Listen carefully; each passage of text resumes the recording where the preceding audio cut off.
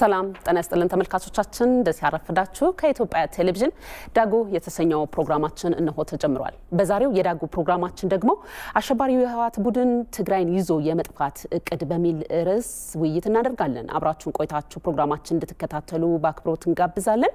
ከኛ ጋር በዚህ ርዕሰ ጉዳይ እንግዶች ጋብዘን ቆይታ የሚያደርጉ ይሆናል። ዶክተር አረጋዊ በርሄ የታላቁ ህዳሴ ግድብ ህዝባዊ ተሳትፎ ማስተባበሪያ ጽሕፈት ቤት ዋና ዳይሬክተርና እንደዚሁም አቶ ዮሐንስ ኃይሉ መጋቢና የማህበረሰብ አንቂ አብረውን ቆይታ ያደርጋሉ። ተመልሰን እንመጣለን ተመልካቾቻችን።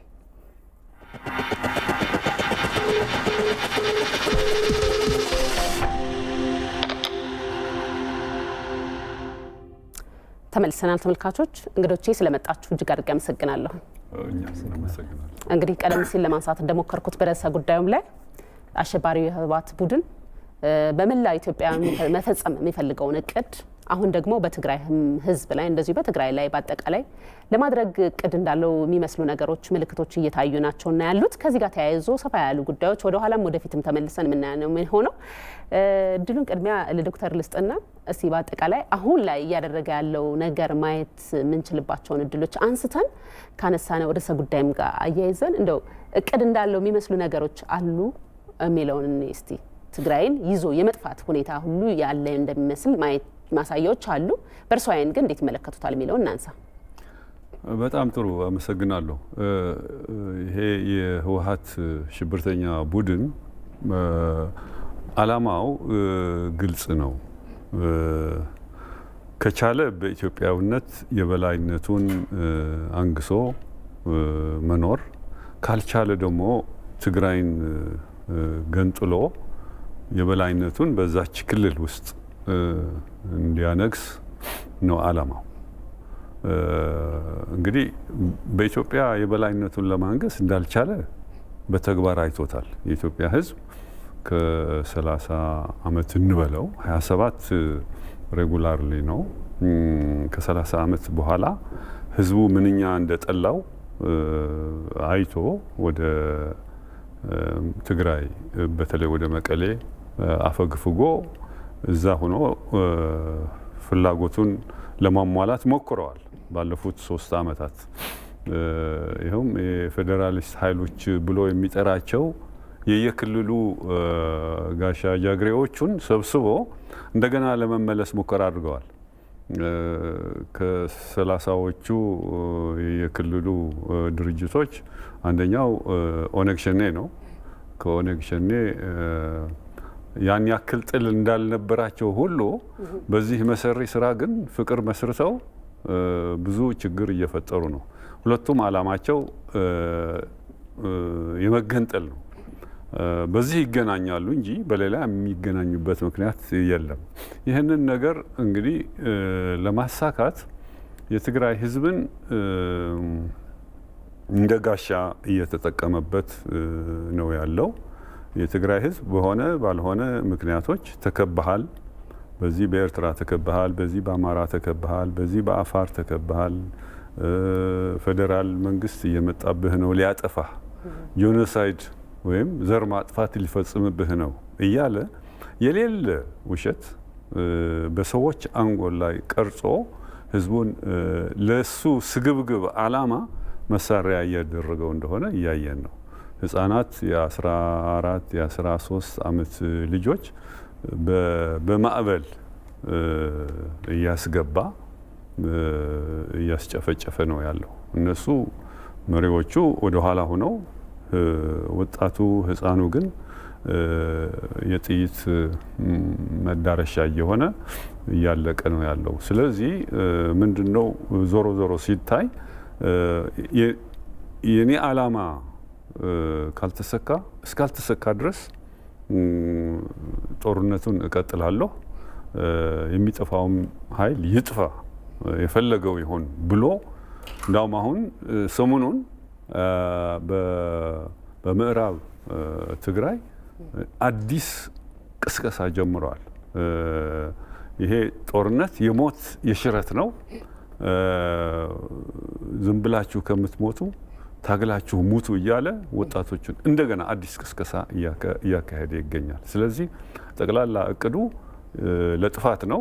ለጥፋት እንደመሆኑም አይተነዋል። እስከ ደብረ ሲና ድረስ ሾልኮ ገብቶ ስንት ጥፋት እንዳደረሰ በወገኖቻችን በአፋር ህዝብ ይሁን በአማራ ህዝብ ይሁን በራሱ ህዝብ በየአካባቢው ያለው የራሱ ህዝብ በአፋር ያለ የትግራይ ህዝብ በአማራ ያለ የትግራይ ህዝብ ላይም ጥፋት ፈጽሞ አጥፍቼ ልሙት የሚል ዓላማ ይዞ እየተንቀሳቀሰ ነው ያለው። እሺ መልካም፣ ሌሎች ነጥቦች ተመልሼ አነሳለሁ። ወደ አቶ ዮሐንስ እመጣለሁ። ከዚህ ካነሳነው ርዕሰ ጉዳይ ጋር ነው እንግዲህ በትግራይ ክልል ከተፈጠረው ጦርነት ከዛሬ ዓመት ማለት ነው ጥቅምት 24 ላይ ከተፈጸመ በመከላከያ ሰራዊት ላይ እንደዚህ አይነት አደጋ ከተፈጸመ በኋላ የተለያዩ እድሎችና አጋጣሚዎች ነበሩ። የትግራይ ህዝብ ከሌሎች ወንድሞቹ ጋር አብሮ የሚኖሩ የሚያስችሉ ብዙ አጋጣሚዎች እንደነበሩ ማየት እንችላለን። እሱን ድል እንዳይፈጠር በማድረግ ከመጀመሪያውም የትግራይን ህዝብ በማነሳሳትና ጦርነት መጣልህ ፋሽስቱ አብይ ሊወርህ ነው፣ በዚህም ኤርትራ አለችልህ፣ በዚህም አማራ እያለ ምንም አይነት እድልና መፈናፈኛ እንዳያገኝ አድርጎ ወደ ጦርነት እንደማገደው ማሳያዎች አሉና ከዚህ ጋር ተያይዞ እርስዎ እንደው በማሳያነት የሚያነሷቸው ነገሮችን ብናይ ደስ ይለኛል። ምንድነው የሚመስለው በእርስዎ ምልከታስ የሚለው? በጣም ጥሩ ጥያቄ ነው። ከመጀመሪያው ፖይንት ዶክተር አረጋዊ ከዳሰሱት ፖይንት ብነሳ አጥፍቶ የመጥፋት ዓላማውን አስታውሳለሁ። እዚህ መጥቼ ዛሬ ዓመት አብረን ቆይታ አድርገን ነበረ ከእናንተ ጋርና 3 ነገሮችን እየተጠቀመ እንዳለ ተናግሬ ነበር በዛን ሰዓት። ከዛ በፊት ረጅም አለው እሱ ታሪኩን ይዞ ይመጣል። እቺ 3 ነገር ምን ነበረች? በህዝብ ማዕበል 17 ዓመት በጦርነት ከደርግ ጋር ተዋግቶ ብዙ የትግራይ ልጆች መስዋዕትነት ከፍለውበት ድፍን የኢትዮጵያን ህዝብ ከነበረው ወታደራዊ አገዛዝ ነፃ ለማውጣት ድፍን የትግራይ ህዝብ ተረባርቦ ልጆቹን ገብሮበት ድንገት ባልተጠበቀ ሁኔታ ድሉ ሲሳካ ይሄንን ድል ጨልፈው ወደ ሌላ አቅጣጫ የወሰዱት ያጨናገፉት መሪዎች 3 ነገሮችን ይዘው ነው የገቡት። ሲገቡ እስከቻሉ ድረስ ኢትዮጵያን ይገዛሉ። ኢትዮጵያን መግዛት ካልቻሉ ትግራይን ገንጥለው ለብቻዋ ይዘው ይሄዳሉ። ይሄንን የሚያደርጉበት የራሱ ስትራክቸር አስቀምጠው ነው የገቡት ሲገቡ ጀምሮ። ከዚህ ያ ሁሉ መስዋዕትነት ከፍሎ የገባበት ቤተ መንግስት ህዝብ አይቶት ሀገር የሚያፈርስ ለሀገር አንድነት ፈጽሞ ፍላጎት የሌለው ሃይማኖትን የሚያጠፋ ማህበራዊ እሴቶቻችን በሙሉ የሚያጠፋ መሆኑን በቆይታው መንግስት ሆኖ በቆየበት ጸረ ዲሞክራሲ መሆኑ መንግስት ሆኖ በቆየበት ጊዜ ህዝቡ ስላወቀው ያን ሁሉ መስዋዕት 17 ዓመት ከፍሎ ከገባበት ቤተ መንግስት እንደ ሙጀሌ ያለ አንዲት ኮሽታ ሙልጭ ብሎ ሄዶ መልሶ የትግራይ ህዝብ ጫንቃ ላይ ነው ያረፈው። በዛ መንግስት ሆኖ በቆየባቸው 27 ዓመታት የትግራይ ህዝብን ዞር ብሎ አይቶ ታያቅ። በጀት አለው፣ አዎ የመንገድ በጀት አለው፣ የመብራት የውሃ ለማንኛውም ክልል እንደሚያዝ በጀት አለው። በጀቱ ግን መሬት ላይ ውሎ አታዩ። ከዛ ምንድነው ያደረገው? ከዚህ ሸሽቶ ጫቅ እዛ ትግራይ ከገባ በኋላ ትግራይ ላይ ሆኖ በ27 ዓመት ውስጥ በዘረጋቸው የሱ መዋቅሮች በሁሉም ክልል 2 ብሔሮች ላይ ተኮር ያደረገ የማጥቃት ስራ ነው የሰራው። በአብዛኛው የአማራ ብሔር ላይ የተደረገውን እሱ ትግራይ ከገባ በኋላ ያደረገውን ማንኛውም የኢትዮጵያ ህዝብ የሚያስታውሰው የሚያውቀው ነገር ነው። ከዛ በየክልሉ ኦሮሞ ላይም ተመሳሳይ ነገር በየክልሉ ረብሻ ሲነሳ የሱ ክልል ብቻ ሰላማዊ ሆና። ይሄ የሆነበት ምክንያት ምንድነው? ወያኔ ያለ ይሻለን ነበር፣ ሰላም ነበርን፣ ይጠብቀን ነበር እንዲባልና ወደ ገዥነት ስልጣን የመመለስ ረሃቡ ነው። ይሄ ካልተሳካለት ትግራይ ላይ ትግራይን ይዞ የመቀጠል ፕሮግራሙን ነው ተግባራዊ ለማድረግ የሞከረው። ያንን ለማድረግ የትግራይን ህዝብ ማሳመን ነበረበት። የትግራይ ህዝብ መጀመሪያ ላይ ቶታሊ በቃን ብሎ እንደነበረ የምናስታውሰው ነው።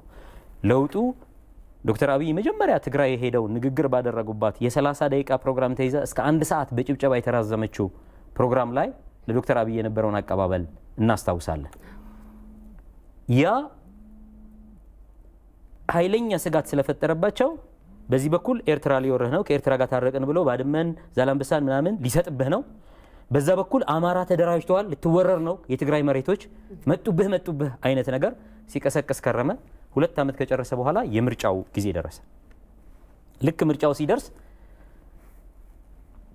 አዋሳ ላይ ኢህአዴግ ቀደም ብሎ እነሱ ወደ ትግራይ ከመሄዳቸው በፊት ዶክተር አብይን እንደመረጡ አዋሳ የነበረው የኢህአዴግ ጉባኤ ላይ ራሱ ደብረጽዮን የተናገረው ሚዲያ ላይ ወጥቶ አይተነዋል። በማህበራዊ ሚዲያ ሲንሸራሸር አይተነዋል። ፕሮፋውንድ የሆነ ስራ ነው የሰሩት። ኢሱ እያለ በሮ እየሄደ ምናምን ብሎ በጣም ኮሜዲ የሚመስል ነገር ተናግሮ አፕሪሲዬሽኑን ከገለጸበት በኋላ እዛ ከገባ በኋላ ተታለን ተሸውደን ነው ተገፍተን የመጣ ነው። ስለዚህ ምርጫ የሚባል የለም፣ ህገወጥ መንግስት ነው አዲስ አበባ ያለው አለ። ራሳቸው እጃቸውን አውጥተው ጠቅላይ ሚኒስትር ኃይለ ማርያም ተረከቡኝ ሲሉ እጃቸውን አምጥተው የመረጧቸውን ዶክተር አብይን ለመቃወም ተገፍተን ነው የመጣ ነው የሚል ነገር ተጀመረ። ከዛ በኋላ ዲፋክቶ ስቴት አለ። እቺ ዲፋክቶ ስቴት ወዴት ዳር ናት? ከ68 በድብቅ አጀንዳ ይዘዋት ከቆዩ የመገንጠል ትግራይን የመገንጠል የብሔር ብሔረሰቦች የእኩልነት ዓላማ ይዞ የተነሳውን ድርጅት አይደለም የቀኝ ግዛት ጥያቄ ስለሆነ የመገንጠል ጥያቄ ነው ብለው ውስጡን ሲሰሩ የነበሩ በኋላ የቲፒኤልኤፍ አውራ የሆኑ በወቅቱ ግን ማዕከላዊ ኮሚቴ ውስጥ ሆነው እነ ዶክተር አረጋዊ ላይም በወቅቱ በተለያዩ ኢትዮጵያዊ አቋም የነበራቸው ታጋዮች ላይም እስከ ግድያ የሄዱ የነ ስብሃት የተደበቀ አጀንዳ የወጣበት ነው ዲፋክቶ። ይሄ ዲፋክቶ የትግራይ ህዝብም የኢትዮጵያ ህዝብም አልገባው። ዲፋክቶ ሲሉ አዲስ አበባ ያለው የትግራይ ህዝብ ምን እንደሆነ ሳይገባው ይሰማቸው ነበር። ዛሬም እንኳን መንቃቱን እጠራጠራለሁ። ዲፋክቶ ያሉበት ምክንያት ምርጫ ወደሚባል ነገር ከገቡ በኋላ ከምርጫ በኋላ እኛ ነን የተመረጥነው፣ በቃ ትግራይ ራሷን ችላ ትሄዳለች፣ በጀታችን ይሰጠናል፣ ራሳችን ካልሆነ ተገንጥለናል ሊሉ ነው። እንደሱ ከሆነ 27 ዓመት ኢትዮጵያ ላይ ለሰሩት ወንጀል ከተጠያቂነት ሊያመልጡ ይችላሉ። የዘረፉት የኢትዮጵያ ሀብት የትግራይ ህዝብ የማያገኘው ከኢትዮጵያም ተዘርፈዋል፣ በምዕራባውያን ባንክ ተቀምጦ ሊዝናኑበት ነው ማለት ነው። በሶስተኛ ደረጃ ይሄ ካልተሳካላቸው በመጣብህ ኢትዮጵያን ልክ እንደ ሶሪያ እንደ የመን እንደ ሌሎቹ አሁን በምዕራባውያን ድጋፍ እንደፈራረሱት ሀገሮች አፈራርሰዋት እነሱ ይወጣሉ። ኢትዮጵያ ከፈራረሰች ጠያቂ የላቸው። እነዚህ ሶስት ዓላማዎች ይዘው እንደመጡ የዛሬ ዓመት እዚህ ስቱዲዮ ተነጋግረን እንደነበር አስታውሳለሁ። አሁን ወደ ሁለተኛው ያነሳሽው ፖይንት ስንመጣ ሪቫይዝ እንደገና እሱን ፖይንት ብታስታውሺ እድሎች ነበሩ። የትግራይ ህዝብ ከሌሎች ወንድሞቹ ከአማራ ከየትኛውም የኢትዮጵያ ህዝብ ወንድሙ ጋር እንዳይለያይና አሁን የፈጠሩት ስሜት እንዳይፈጠር ትልቅ እድል በነበረ ጊዜ ያችን እድል የማዳፈንና ሁኔታዎች እንዳይፈጠሩ ያን እድል እንዳይጠቀም በጣም ትልቅ ፖይንት ነው። ይሄ ሁለተኛው ነው። ከዚህ ከምርጫው በኋላ በነገራችን ላይ ምርጫው መጀመሪያ አናደርግም ነው ያሉት። ተታለን የመጣ ነው ያሉት። ስለዚህ ምርጫው ህገወጥ ስለሆነ አንሳተፍም በምርጫው ላይ ነው ያሉት እና አዲስ አበባ ያለውን መንግስት ለፍርድ እናቀርባለን ነበረ። በአጋጣሚ ኮቪድ በዓለም ላይ ሲከሰት ኦኬ ኮቪድ መጥቷል፣ ምርጫውን እናደርጋለን ብለን ይዘነው በነበረ ስኬጁል ላይ አደጋ ስላለ አሁን ባለው የሀገራችን ኢኮኖሚ ዓለም ዜጎቹን ከቤት አትወጣ ባለበት እኛ ማድረግ አንችልም ብሎ የኢትዮጵያ መንግስት ፖስትፖንድ ሲያደርገው እኛ እናደርጋለን ብለው ደግሞ ተቃራኒ ሆነው ወጡ አደረጉ። ከዛ ነው የሚጀምረው ከኢትዮጵያ ህዝብ ጋር ሊቀጥሉ የሚችሉባቸው መንግስት ያመቻቻቸው በርካታ እድሎች እዛ ላይ ይጀምራል። ለምሳሌ የጨረባውን ምርጫ ሲያደርጉ ኢትዮጵያ ውስጥ አንድ የምርጫ ቦርድ ነው ያለው። በፍርድ ቤት የሚያግደው ይታገዳል፣ በፍርድ ቤት የሚጸናው ይጸናል። በምርጫ ቦርድ ፕሮሲጀሩን ጠብቆ የሚካሄደው ምርጫ ውጤቱ ምርጫ ቦርድ ያለው ይጸናል። ምርጫ ቦርድ የሌለበት ምርጫ ህገወጥ ስለሆነ ወደ መንግስት ወደ ፌደራል መንግስት ነው የሚያመጣው ምርጫ ቦርድ ጉዳይ። ፌደራል መንግስት ኦኬ መከላከያ ይሄድና ይሄን ጨረባ ድግስ ያፍርሰው ቢል ማን ነው እዛ የሚፋለመው? እነሱ በዛች በቆይታቸው በሁለት ዓመት ዲፋክቶ ስቴት እስካሉባት ጊዜ ድረስ በነበሯት ሸሽተው ከገቡ በኋላ በነበራቸው ቆይታ በየሳምንቱ የጦርነት ያለህ የሚመስል በመቀሌ ስቴዲየም ብቻ የሚታይ ባዶ ሶስት የሚባል አደረጃጀት አላቸው። ድሮ በትግል ጊዜ እነ ዶክተር አረጋዊ በነበሩበት ዘመን ይመሩት በነበረ ዘመን አስታውሳለሁ። ባዶ ሶስት ማለት የጤና የሕክምና ነው የነበረው። እነሱ ከተማ ከገቡ በኋላ እቺን ከዚህ ሸሽተው ከሄዱ በኋላ ባዶ ሶስት የሚባለው አደረጃጀት ለሌላ መንገድ ነው የተጠቀሙበት። ፖለቲካ ያደረጉት እሱን ይኸውልሽ መንደር ውስጥ ምንም ገቢ የሌላቸው ስራ የሌላቸው ድንጋይ ላይ ቁጭ ብለው የሚውሉ ቡና የሚጠጡ ተምረውም የስራ እድል ያጡ በየሰፈሩ ከቀበሌ ግቢ የማይጠፉ እዚህ አዲስ አበባም ነበሩ። የሆነ ምርጫ ሲመጣ የሆነ በዓል ሲመጣ ካኔቴራ እያለበሱ የሚያወጣቸው አሮጊቶች ስራ አጦች ምናምኖች ከዛ በኋላ የፖለቲካ ፓርቲሲፔሽን ያላቸው አይደሉም። መጠቀሚያ ለዛች ቀን መጠቀሚያ ወይ በድግስ ግብዣ አድርገውላቸው ወይ በአበል የሚያወጣቸው በጣም የሆነ የማፊያ ስራ ነው የሚሰሩት። እቺ ባዶ ሶስት የምትባለው አደረጃጀት እንደሱ ናት። የሚመራት ካድሬ ነው፣ ከወረዳ ነው የምትጀምረው። ከዛ ምን ይደረጋል? ዩኒፎርም ይሰፋል። ይሄ የትግራይ ባንዲራ ቢጫ አንገቱ ላይና ሙሉ ቀይ ቀሚስ ሴቶቹ በሙሉ እሱ እንዲለብሱ ይደረጋሉ። ስቴዲየሙን መቀመጫውን እነሱ ይሞሉታል። ከዛ ዘፈን ያቀልጣሉ። መሀል ላይ ደግሞ ማን አለ? አዲስ ስራ አገኘ 27 ዓመት ስራ ፈቶ ቁጭ ብሎ የነበረው ስራ ያጣውን አካል የሀገር መከላከያ ነህ የትግራይም ልዩ ኃይል ነህ ብለው በ3000 ብር ደሞዝ የቀጠሩት ለ2 ዓመት እንደ ምርት በየ6 ወሩ ሲያወጡት የነበረው በየሳምንቱ ቅዳሜና እሁድ መቀሌ ስቴዲየም ላይ ይሄ የጦርነት ቅስቀሳ ዘፈን እየታጀበ በድሮ የትግል ዘመን ዘፈን ይሄኛው የአባቶችን ታሪክ ትደግማለህ ምናምን የጦርነት ናፍቆት በቃ ወደ ጦርነት እንደሚገቡ የሚያሳይ እያደረጉ ነበር። ይሄንን ሲያይ መንግስት እርምጃ አልወሰደም። እርምጃ ቢወስድ የትግራይ ህዝብ ከኢትዮጵያ ህዝብ ጋር እውነታውን ሳይጨብጥ ሊለያይ ነው፣ አደጋ ውስጥ ሊገባ ነው። ምርጫውን ለመከልከል እንዳልኩሽ የህግ የማስከበር እርምጃ ቢወሰድ ጦርነት ነው የሚጀምሩት። ቢኮዝ ዜ አር ሬዲ እየነገሩን ነው፣ ተዘጋጅተናል እያሉ ነው። ውፈር ተበገስ ከምዝሐዚ በቃ አሁን ነው ጊዜው፣ ተነስና አጥቃ ዝመት ነው ይሄ ዜማ። ይሄንን ዜማ ደጋግመው ይናገሩ ነበር። ከዛ ሌላ ከዚህ የሄዱ ማዕከላዊ ኮሚቴዎቻቸው እነ ፈትለበኝ ሁሉም ትልልቆች የሚባሉት ማዕከላዊ ኮሚቴዎቹ በየማሰልጠኛ ጣቢያው ይሄዱ አባቶቻችሁ እንዲህ አድርገው የኛ ያክል ገድል ፈጽመው ደርግን እንዲህ አድርገው አሁን የናንተ ተራ ነው። ያኔም ጦር ሜዳ ውስጥ የሉበትም አመራሮች ስለሆኑ ከኋላ ናቸው። አሁንም እናንተ ናችሁ የምትሄዱት እኛ ከኋላ ነን ነው እያሉ ያሉት። ልጆቻቸው ግን አውሮፓ ነው ያሉት። ይሄንን ሲያደርጉ አንድ እድል አምልጠዋል። ከዛ ወደ ምርጫው ገቡ፣ አለፈ። ከምርጫው በኋላ የትግራይ ህዝብን መጣብህ አሁንም ቀጠሉ። ምንም የሚወጣ የለም። ከዚህ ደግሞ እኛ ምን እንል ነበረ? በተለያየ ጊዜ ኦቢኤን ከምርጫው በፊት ኢንተርቪው ሲያደርግ ትግራይ ላይ መጣብህ የሚባል ወሬ ሐሰት ነው፣ ከኤርትራ ህዝብ ጋር ታርቀናል። እነሱ ራሳቸው ፐርፐዝሊ የፈጠሩት ጦርነት ያን ሁሉ አደጋ አምጥቶ አሁን በሰላም ከታረቀን በኋላ እንደገና መጣብህ እነሱ ራሳቸው ስልጣናቸው እንዳያጡ ነው እያልን ስንናገር ነበር። አማራ ክልል ላይ ትንኮሳ ጀምረው እንደነበር ይታወቃል። ስለዚህ መጣብህ ብለው አልወጣ ሲላቸው የትግራይን ህዝብ አላወያዩትም። በድንገት ጥቅምት 24 መከላከያን አጠቁ። መከላከያን ሲያጠቁ ሌሊት ወጥቶ ፐርፐዝሊ በአማርኛ ሴኮ ቱሬ ነው የተናገረው። የነሱ አፈቀላጤ የነበረው ሰው ምንድነው ያለው? 45 ደቂቃ በፈጀ መብረቃዊ ጥቃት ሙሉ ሰሜን እዝን ደምስሰናል፣ አንዳንድ ቦክሶች ውስጥ ከቀሩት ውጭ ያለ። በተደጋጋሚ እቺ ሌሊት በድምጽ ወያኔና በትግራይ ቲቪ በአማርኛ ነው የተላለፈችው። በደንብ ማስተዋል ይጠይቃል። 30 ዓመት በአፍ መፍቻ ቋንቋ ነው ሰው ሲማር ነው። ስለዚህ እድሜው ከ30 ዓመት በታችና በተለይ ገጠራማው አካባቢ አማርኛ ተናግሮ የማያውቀው ህብረተሰብ አሁን የተማረኩትን ወጣቶች ያቸው ኢንተርቪው ሲደረጉ አማርኛ እንዴት እንደሚጨነቁ ለመናገር አይችሉ።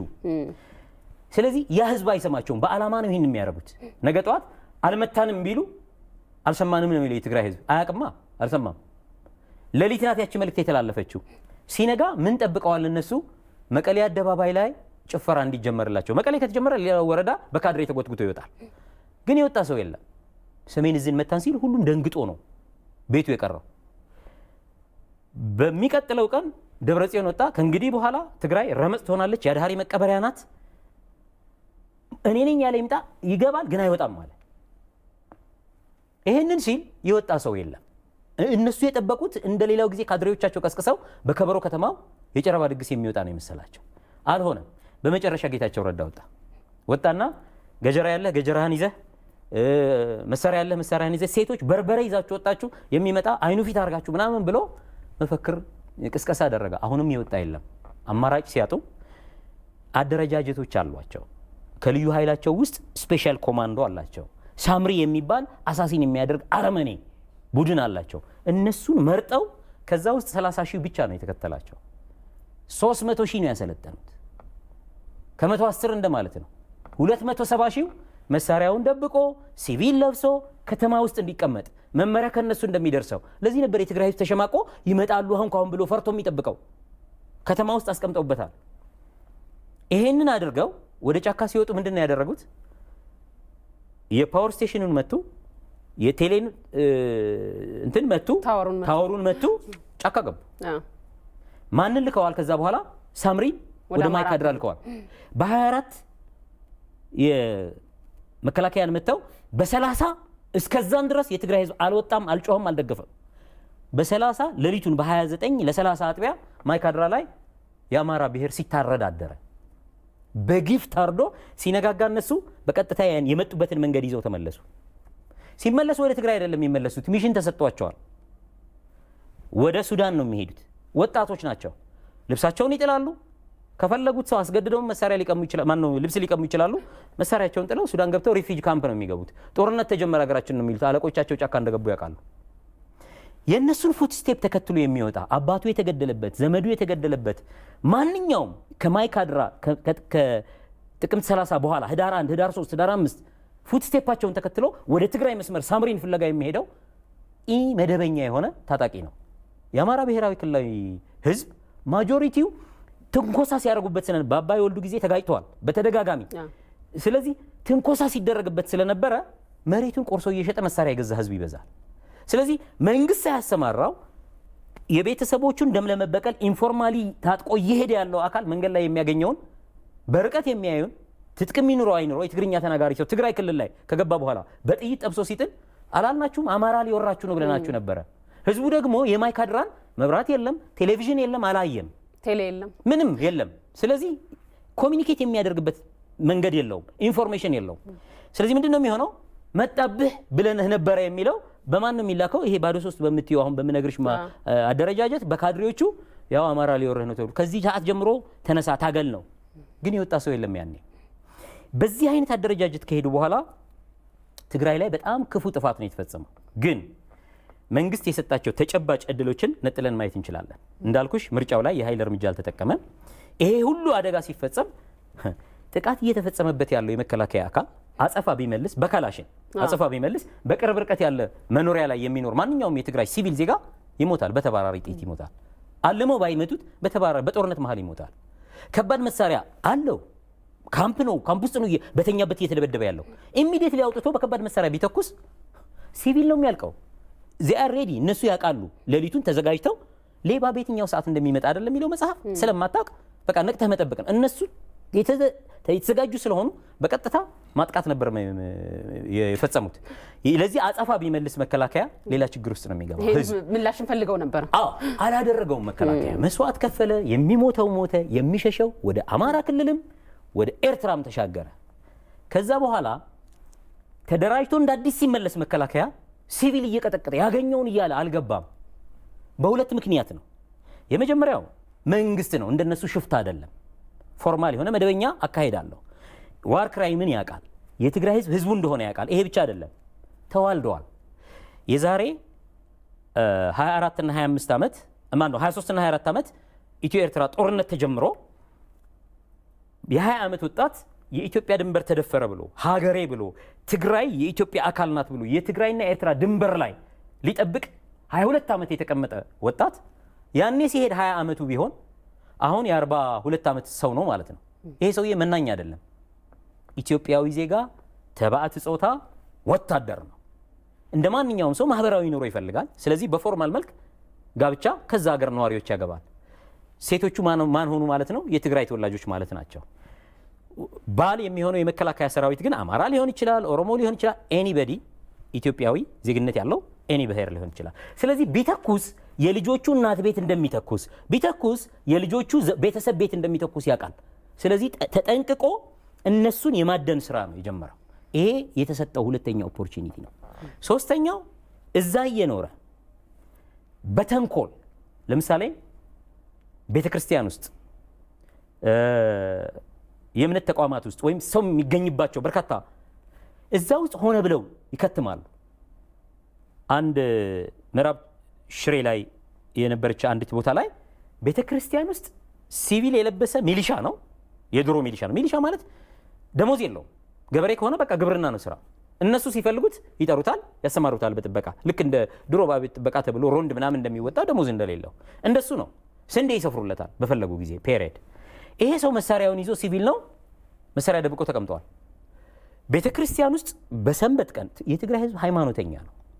በሙሉ ቤተክርስቲያን ነው የምታገኙ። ወጣቱ ምኑ ነጠላ ለብሶ እሑድ ጠዋት ቤተክርስቲያን ነው የምታገኙ፣ እንኳን ገጠር ከተማ ላይ። ስለዚህ እዛ ገጠር ላይ መሳሪያ ለብሶ መሳሪያ ይዞ በላዩ ላይ ጋቢ ለብሶ ቤተክርስቲያን ውስጥ ሆኖ ይሰልላል። በመሐከል ከቤተ ክርስቲያን ቅጥር ግቢ ውጭ የሚያልፍ የኤርትራ ወታደር ያያል። ሁለት ሆኖ ነው የሚያልፉት። እዛ ህዝብ መሀል ሆኖ ይተኩሳል፣ ይመታዋል። ጓዱ የተመታበት ሰው ወደ ማን ነው የሚተኩሰው? ተኳሹን ባያየው የተኮሰበትን አቅጣጫ ስላየ በቀጥታ ነው የሚመታው። ያገኘውን እዛ አካባቢ ያለውን ህዝብ ነው የሚመታው። እቺን ይቀርጹና የዓለም አቀፍ ማህበረሰብን ያደናግራሉ። የትግራይን ህዝብ ይቀሰቀሱበታል።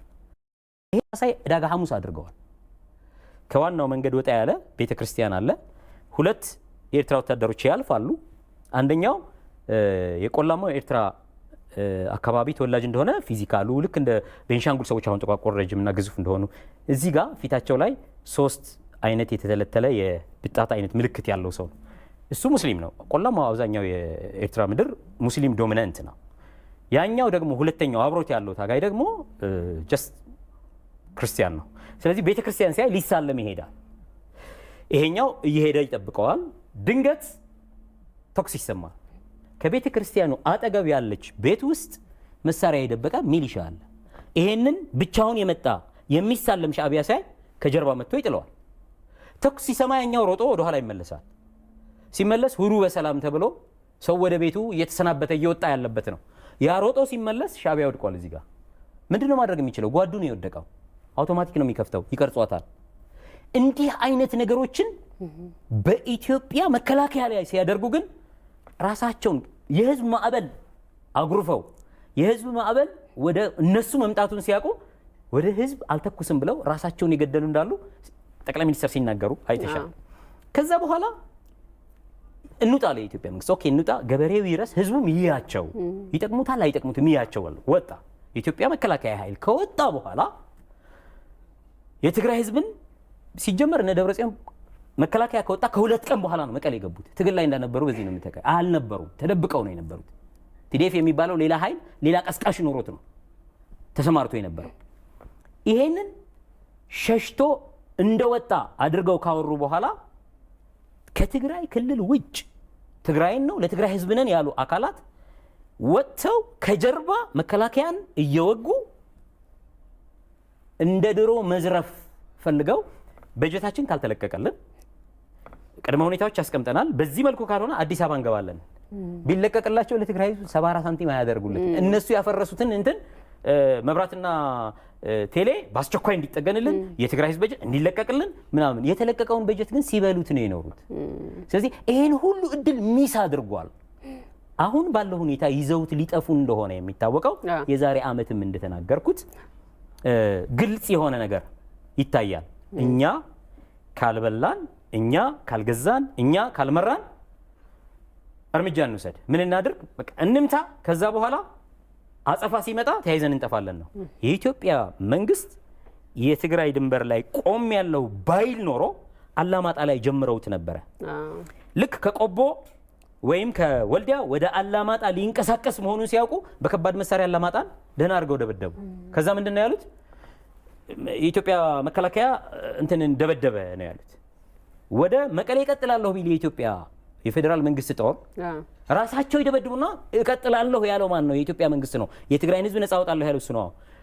ልክ ወደዛ መምጣቱን ሲያውቁ በከባድ መሳሪያ መቀሌን ድምጥማጧን አጥፍተው ያፈርሷትና አጥፍቶ የመጥፋት ስራ ሰርተው ለዓለም አቀፉ ማህበረሰብ የኢትዮጵያ መንግስት ይሄን አደረገ ነበር የሚሉት። ስለዚህ ዋይዝ ዲሲሽን ይዞ የኢትዮጵያ መንግስት ቆመዋል።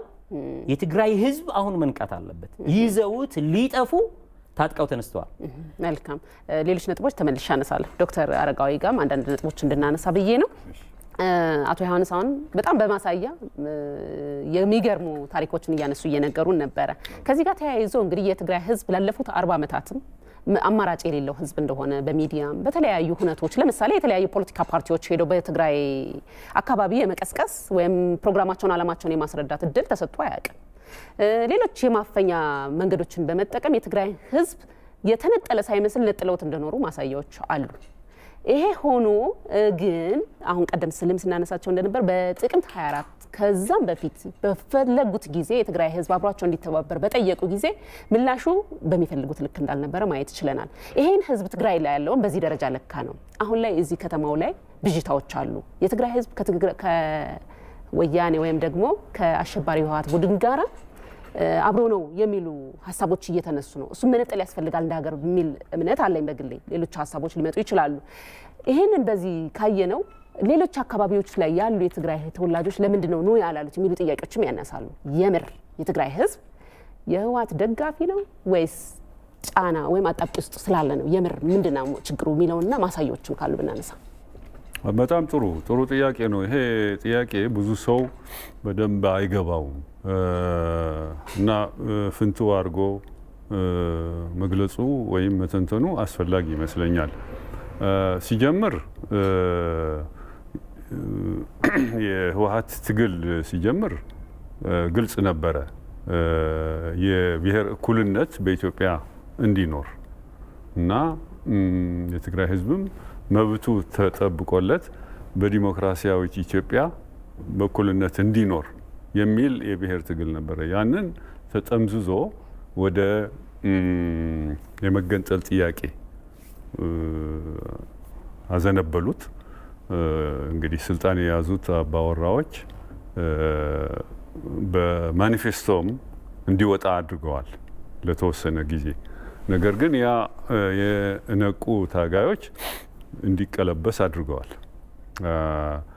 ይሆን ሆኖ ቢቀለበስ በፎርማል በወረቀት ቢቀለበስም በአእምሯቸው ግን ይዘውት ቀጥለዋል ያ የመገንጠል ፍላጎት። ስለዚህ ከመጀመሪያውኑ እኛ እንዳውም አንዳንዶቹ እንደነ ስብሃት አይነቶች የትግራይ ጥያቄ እንደ ኤርትራው ጥያቄ የኮሎኒያል ጥያቄ የቅኝ ግዛት ጥያቄ ልንለው እንችላለን የሚል እሳቤ አምጥተው ብዙ ውርጅብኝ ነው የወረደባቸው። ስለዚህ ጥላችን የሚጀምረውን እዚህ ላይ ነው በ68 ዓመተ ምህረት አካባቢ መሆኑ ነው። ስለዚህ ይህንን በተለያየ መንገድ የእነሱን ሀሳብ የሚደግፉ ካድሬዎች በመመልመል መለስም እዛ ካድሬ ትምህርት ቤት ነበር ተመድቦ የሚያስተምር የነበረው። ይህንን ሀሳብ በተለያየ መንገድ በሰራዊቱ ንጹህ አንጎል ላይ እንዲለጠፍ አድርገዋል። በህዝቡ ላይም እነዛ ካድሬ ሆነው የወጡት ያንን ሀሳብ እንዲያንሸራሽሩ አድርገዋል። ነገር ግን ህዝቡ አልተቀበለውም። የማይቀበልበት ምክንያት ግልጽ ነው። የትግራይ ህዝብ የኢትዮጵያ መሰረት ነው። በሃይማኖቱም በሁለቱ ሃይማኖቶች በእስልምናም በክርስትናም መሰረት ነው። የትግራይ ህዝብ የኢትዮጵያ ባንዲራን እንደ ህይወቱ አድርጎ ነው የሚያየው። በቀብር፣ በሰርግ፣ በልቅሶ፣ በሆነ ስብሰባ ባንዲራውን ይዞ ነው የሚወጣው። ቤተ ክርስቲያን ያለ ባንዲራ ቅዳሴ ወይም በዓል አይደረግም፣ ፈጽሞ አይደረግም። ይሄ አሁን ድረስም የዘለቀ ነው፣ እነሱ ሊያጠፉት ቢሞክሩም። ስለዚህ ይሄ ነገር ሳይጥማቸው ሲቀር ህዝቡን የማስገደድ ሁኔታ ነው የፈጠሩት። አንዳንድ ካድሬዎች በየቤተ ክርስቲያኑ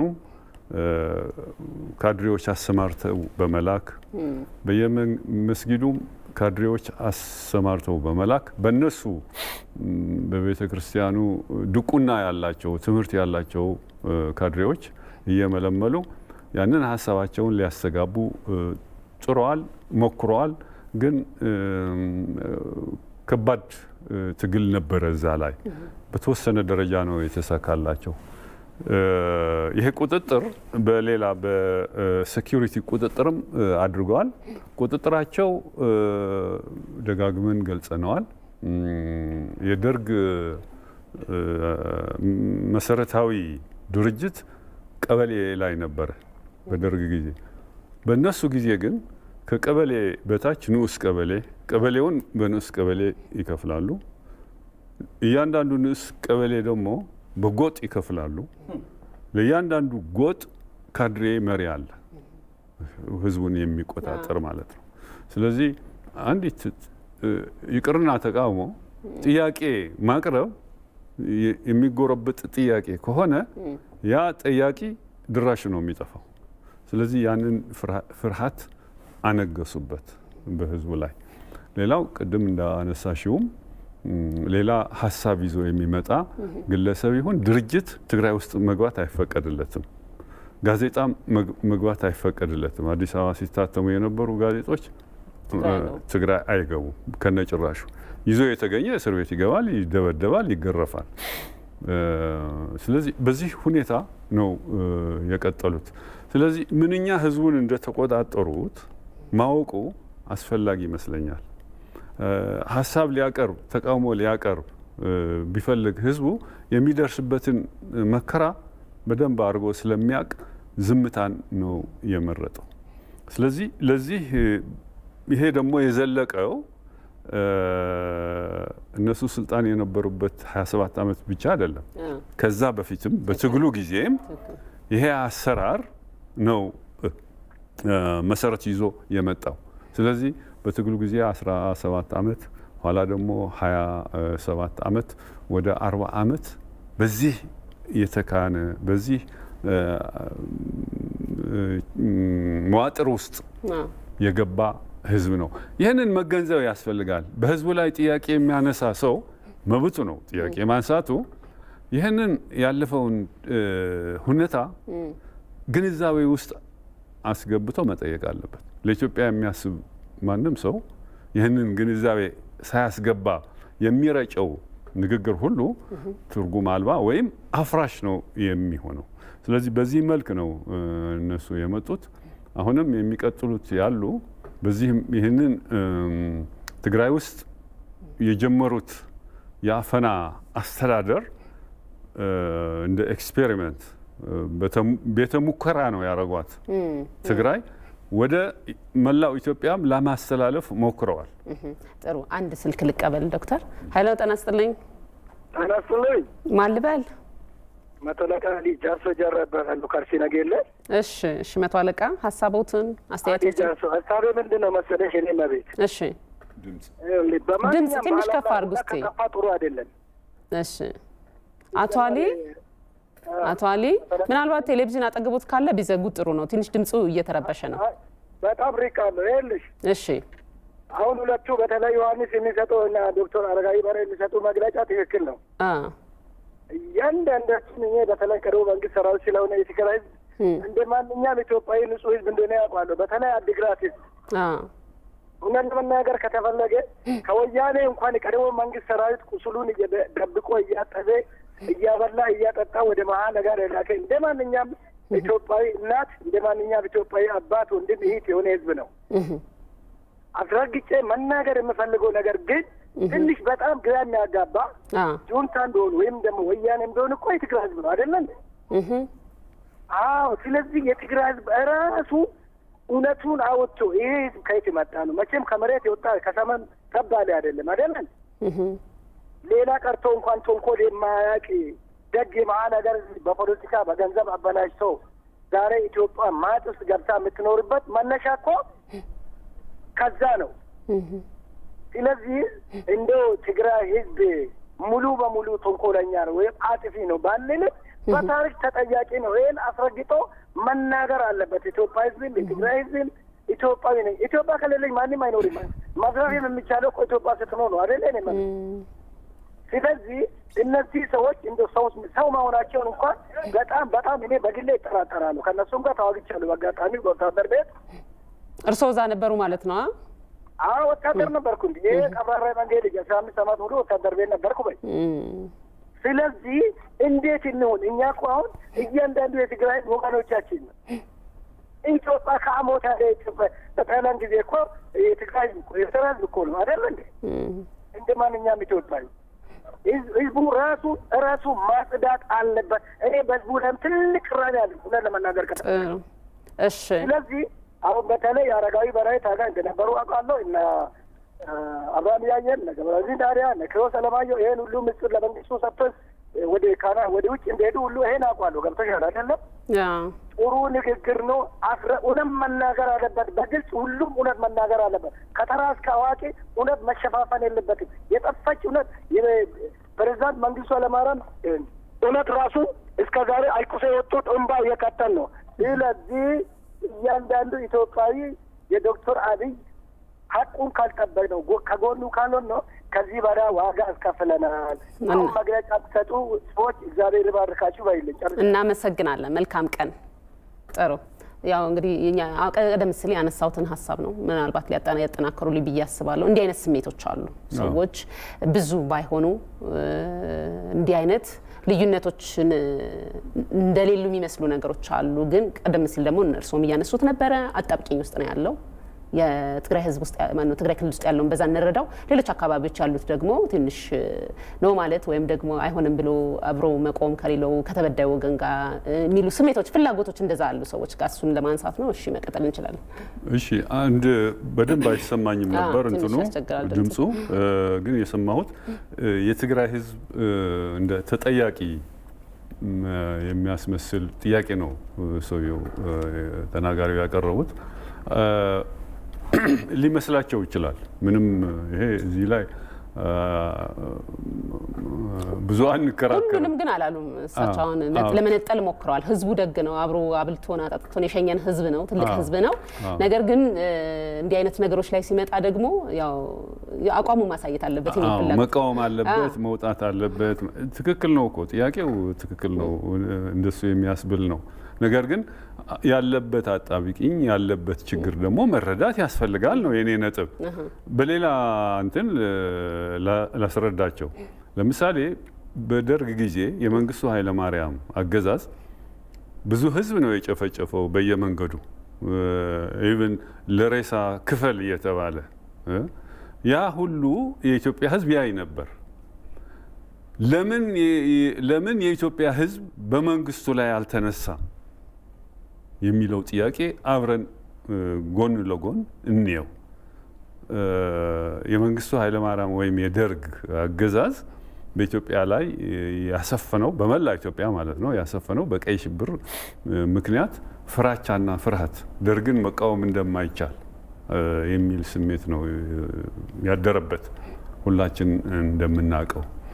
ከዛ ስሜት የተነሳ ህዝቡ ሆ ብሎ ተነስቶ ደርግን ሊያፈርስ አልቻለም። ደርግ የፈረሰው በተለያዩ ታጣቂ ኃይሎች እንቅስቃሴ ኦፍ ኮርስ ህዝብም ውስጡ ዝም አላለም፣ ይሰራ ነበር። ነገር ግን በዋናነት ግንባር ቀደም መጥተው የታገሉት ታጣቂ ኃይሎች ናቸው። የኦሮሚያ፣ የትግራይ፣ የኤርትራ፣ የሲዳማ የተለያዩ ታጣቂ ኃይሎች ተባብረው ነው ያወረዱት። ከነዚህ ደግሞ በዋናነት የህወሓት ነበር መራሹ። ስለዚህ ህዝቡ ያፈናው ክብደት በጣም የጠበቀ በጣም የረዘነ በጣም አስከፊ በሚሆንበት ጊዜ ህዝቡ በየጓዳው ነው የሚኖረው። ተሰባስቦ ሊነሳ አይችልም። ተሰባስቦ ሊያነሳሳው የሚችል ድርጅት የለውም። ስለዚህ አደራጅ ከሌለ አሰባሳቢ ከሌለ ህዝቡ እንደተበተነ ሳር ነው። ሳር ከጠመርሽው ክብደት ይሆናል፣ ጭነት ይሆናል። ካልተጠመረ ሳሩ ግን የሆነ ትንሽ ንፋስ መጥቶም ይበትነዋል። እንደዛ ነው ህዝብ።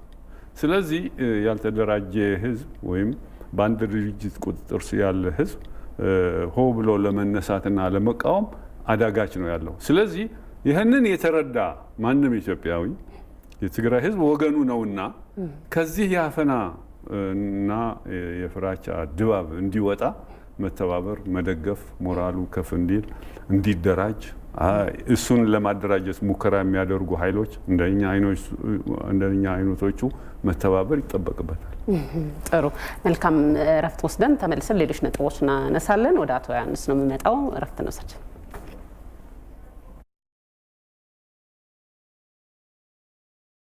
አንድ ስልክ አለ መስመር ላይ። ሄሎ ጤና ይስጥልን። ተከታተል። ጤና ይስጥልን። ሄሎ ሄሎ። ጤና ይስጥልኝ። ጤና ይስጥልን። ማን ልበል? ዘነበ ወርቁ እባላለሁ ከወለጋ። እሺ አቶ ዘነበ ወርቁ፣ አዎ ሀሳቡን ትንሽ ያንሱ። እሺ አስተያየት በቅድሚያ እንግዶቼን አመሰግናለሁ እነ ዶክተርን። እሺ እናመሰግናለን። እሺ አንቺንም እናመሰግናለን። እሺ አሁን በትግራይ ዙሪያ ላይ ያለን ህብረት በዚሁ ባለው መንገድ ቀጥሎ ህዝቡን ህወሓት የተበተበውን ሰንሰለት በኢትዮጵያ ክንድ በኢትዮጵያ አርበኞች ለምን አይበጠስም የሚል ሀሳብ ነው የምሰጠው። ለምን ይሄ የጋለው ህብረታችን እዛው ትግራይ ተገብቶ ባለው ጉዳይ ላይ ቀጥሎ የትግራይን ህዝብ ነጻ ልናወጣው ይገባል ነው የኔ አስተያየት። ለምን የትግራይን ህዝብ ብቻ ልንጠብቀው አይገባም። ከአቅም በላይ ነው። ብዙ ዘርፈው ብዙ አከማችተው ብዙ አቅም ያላቸው በምዕራብ የሚረዱ ናቸው። በምዕራብ ኃይሎች በነ አሜሪካ የሚረዱ ናቸው እነሱ። ስለዚህ የትግራይን ህዝብ ገብተን ኢትዮጵያን የኛው አካል ናቸው፣ አርበኞች አሉ፣ ባንዳዎች እንዳሉ ሁሉ አርበኛም አሉ። ነጻ ለምን አናወጣውም? ቀዘቀዘ፣ ቆመ። የመንግስት ትዕግስት በዛ፣ በጣም በዛ። ትዕግስት አለው በጣም በዛ እና ተገብቶ ባለው ኃይልና ሞራል ለምን ነጻ አይወጣም የሚል አስተያየት ልሰጥ ፈልጌ ነው። እናቱ በጣም አድርገን እናመሰግነውታለን አቶ ዘነበ። መልካም ቀን ይሁንልዎት።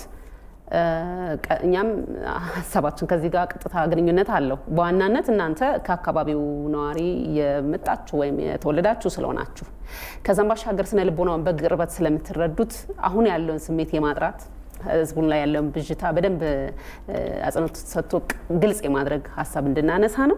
ከዛ ጋር ተያይዞ ግን ይሄ የትግራይ ህዝብም ትልቅ ቀንበር የተሸከመ እንደሆነ ማሰብ ያስፈልጋል። ላለፉት 40 ዓመታት ነው። ከዛ ደግሞ አሁን ደግሞ ያለ የሌለ ጉልበቱን ከዚህም በፊት የተለያዩ የፖለቲካ ሀሳብ ያላቸው ሰዎችን እያመጣን ስናወያይ ነበርና በመላ ሀገሪቱ ይጭነው የነበረውን ትልቅ እዳ ነው እነሱ ላይ ሰብስቦ ወስዶ ይጫነው የሚሉ ሀሳቦች ያነሱ ነበርና ህዝብንም እንደ ህዝብ መፈረጅ በጣም አደገኛ ነው። ከዛ ጋር ተያይዞ ነው ነገሮችን የምናነሳ ያለ ነው። እኔ አሁን አንድ ምልከታ አለኝ። የትግራይ ህዝብ የመደብ ልዩነት ተፈጥሮበታል። ለምሳሌ አርቲስቱን፣ ባለሀብቱን፣ ምሁራኑን ብንወስድ ከህወሓት ጋር በአንድም በሌላም መንገድ በጥቅም የተጋራ ሆኖ እናገኘዋለን። ህዝቡ ደግሞ ሌላው ህዝብ የምንለው የማጆሪቲው በአብዛኛው ገበሬው ልንለው እንችላለን። በደንብ ተሰባስቦ በአንድነት ድምፁን ማሰማት ማይችለው ብለን የምንወስደው ህዝብ እነዚህ ሊናገሩለት የሚገባው ትልቁ ህዝብ ደግሞ ድምፁ እየታፈነ የተረገጠ መሆኑን የማይባቸው በጣም ብዙ ነገሮች አሉና አብዛኛው ሰው እነዚህ የማህበረሰብ ትከሻ ወይም ደግሞ የማህበረሰብ አንቂ ናቸው ብለን የምናስባቸው ሰዎች ከህወሓት ጋር ስላሉ መላ የትግራይ ህዝብ አብሮ ያለ የሚመስላቸው አሉና ይሄን እንዴት ታዩታላችሁ? በእናንተ ብልከታ ይሄን ግምት ነው። እስቲ እናንተ እስኪ። በጣም ጥሩ ፖይንት ነው የተነሳው። 30 ዓመት ሲባል ያንስብኛል። ለዚህ ትንሽ ማስረጃ ሳይቼ ዶክተር ያሉትን አጠናክሬ መሄድ ፈልጋለሁ። ይሄ መጽሐፍ የኢትዮጵያ ፕሬስ አካዳሚ ያሳተመው መጽሐፍ ነው። ሉራስ መንገሻ ስዩም በህይወታቸው የጻፉ፣ ይሄ ፊክሽን አይደለም፣ ሪል ነው። እዚህ መጽሐፍ ላይ ኢዲዩ የሚባል ፓርቲ መስርተው እሳቸው ኢትዮጵያ ከነበረው በኃይለ ሥላሴ ስርዓት ከነበሩ ገዢዎች 2 ሰዎች ብቻ ናቸው ከደርግ እጅ የወጡት። አንደኛው ሉራስ መንገሻ ስዩም ናቸው። ሁለተኛው ጀነራል ነጋ ተገኝ ናቸው። እነዚህ ሰዎች ከወጡ በኋላ ኢዲዩን አቋቁመዋል። እኚህ ሰው ኒሜሪ ጋር ሄደው ተገናኝተዋል። የተማሩበት እንግሊዝ ሀገር ስለነበረ ራሳቸው ሉራስ መንገሻ ስዩም ትጥቅ እና እርዳታ ሊለምኑ ወደ እንግሊዝ ሀገር ይሄዳሉ። እዚህ ጋር በጣም አጭር ስለሆነች ያጋጠማቸው የተናገሩትን ነገር አለፍ አለፍ ብዬ ላንሳ። በቀጥታ እንግሊዝ ጋርዲያን ጋዜጣ በሚጽፉት ወዳጃችን በሚስተር ኮሊን ሲጉም በሚባሉ እውቅ ጋዜጠኛ አማካኝነት ይላል። ይሄ ሰው የእንግሊዝ እውቅ ጋዜጠኛ ነው። ምዕራባውያን በዛን ዘመን ይሄ ማለት 67 ዓመተ ምህረት የሆነ ታሪክ ነው።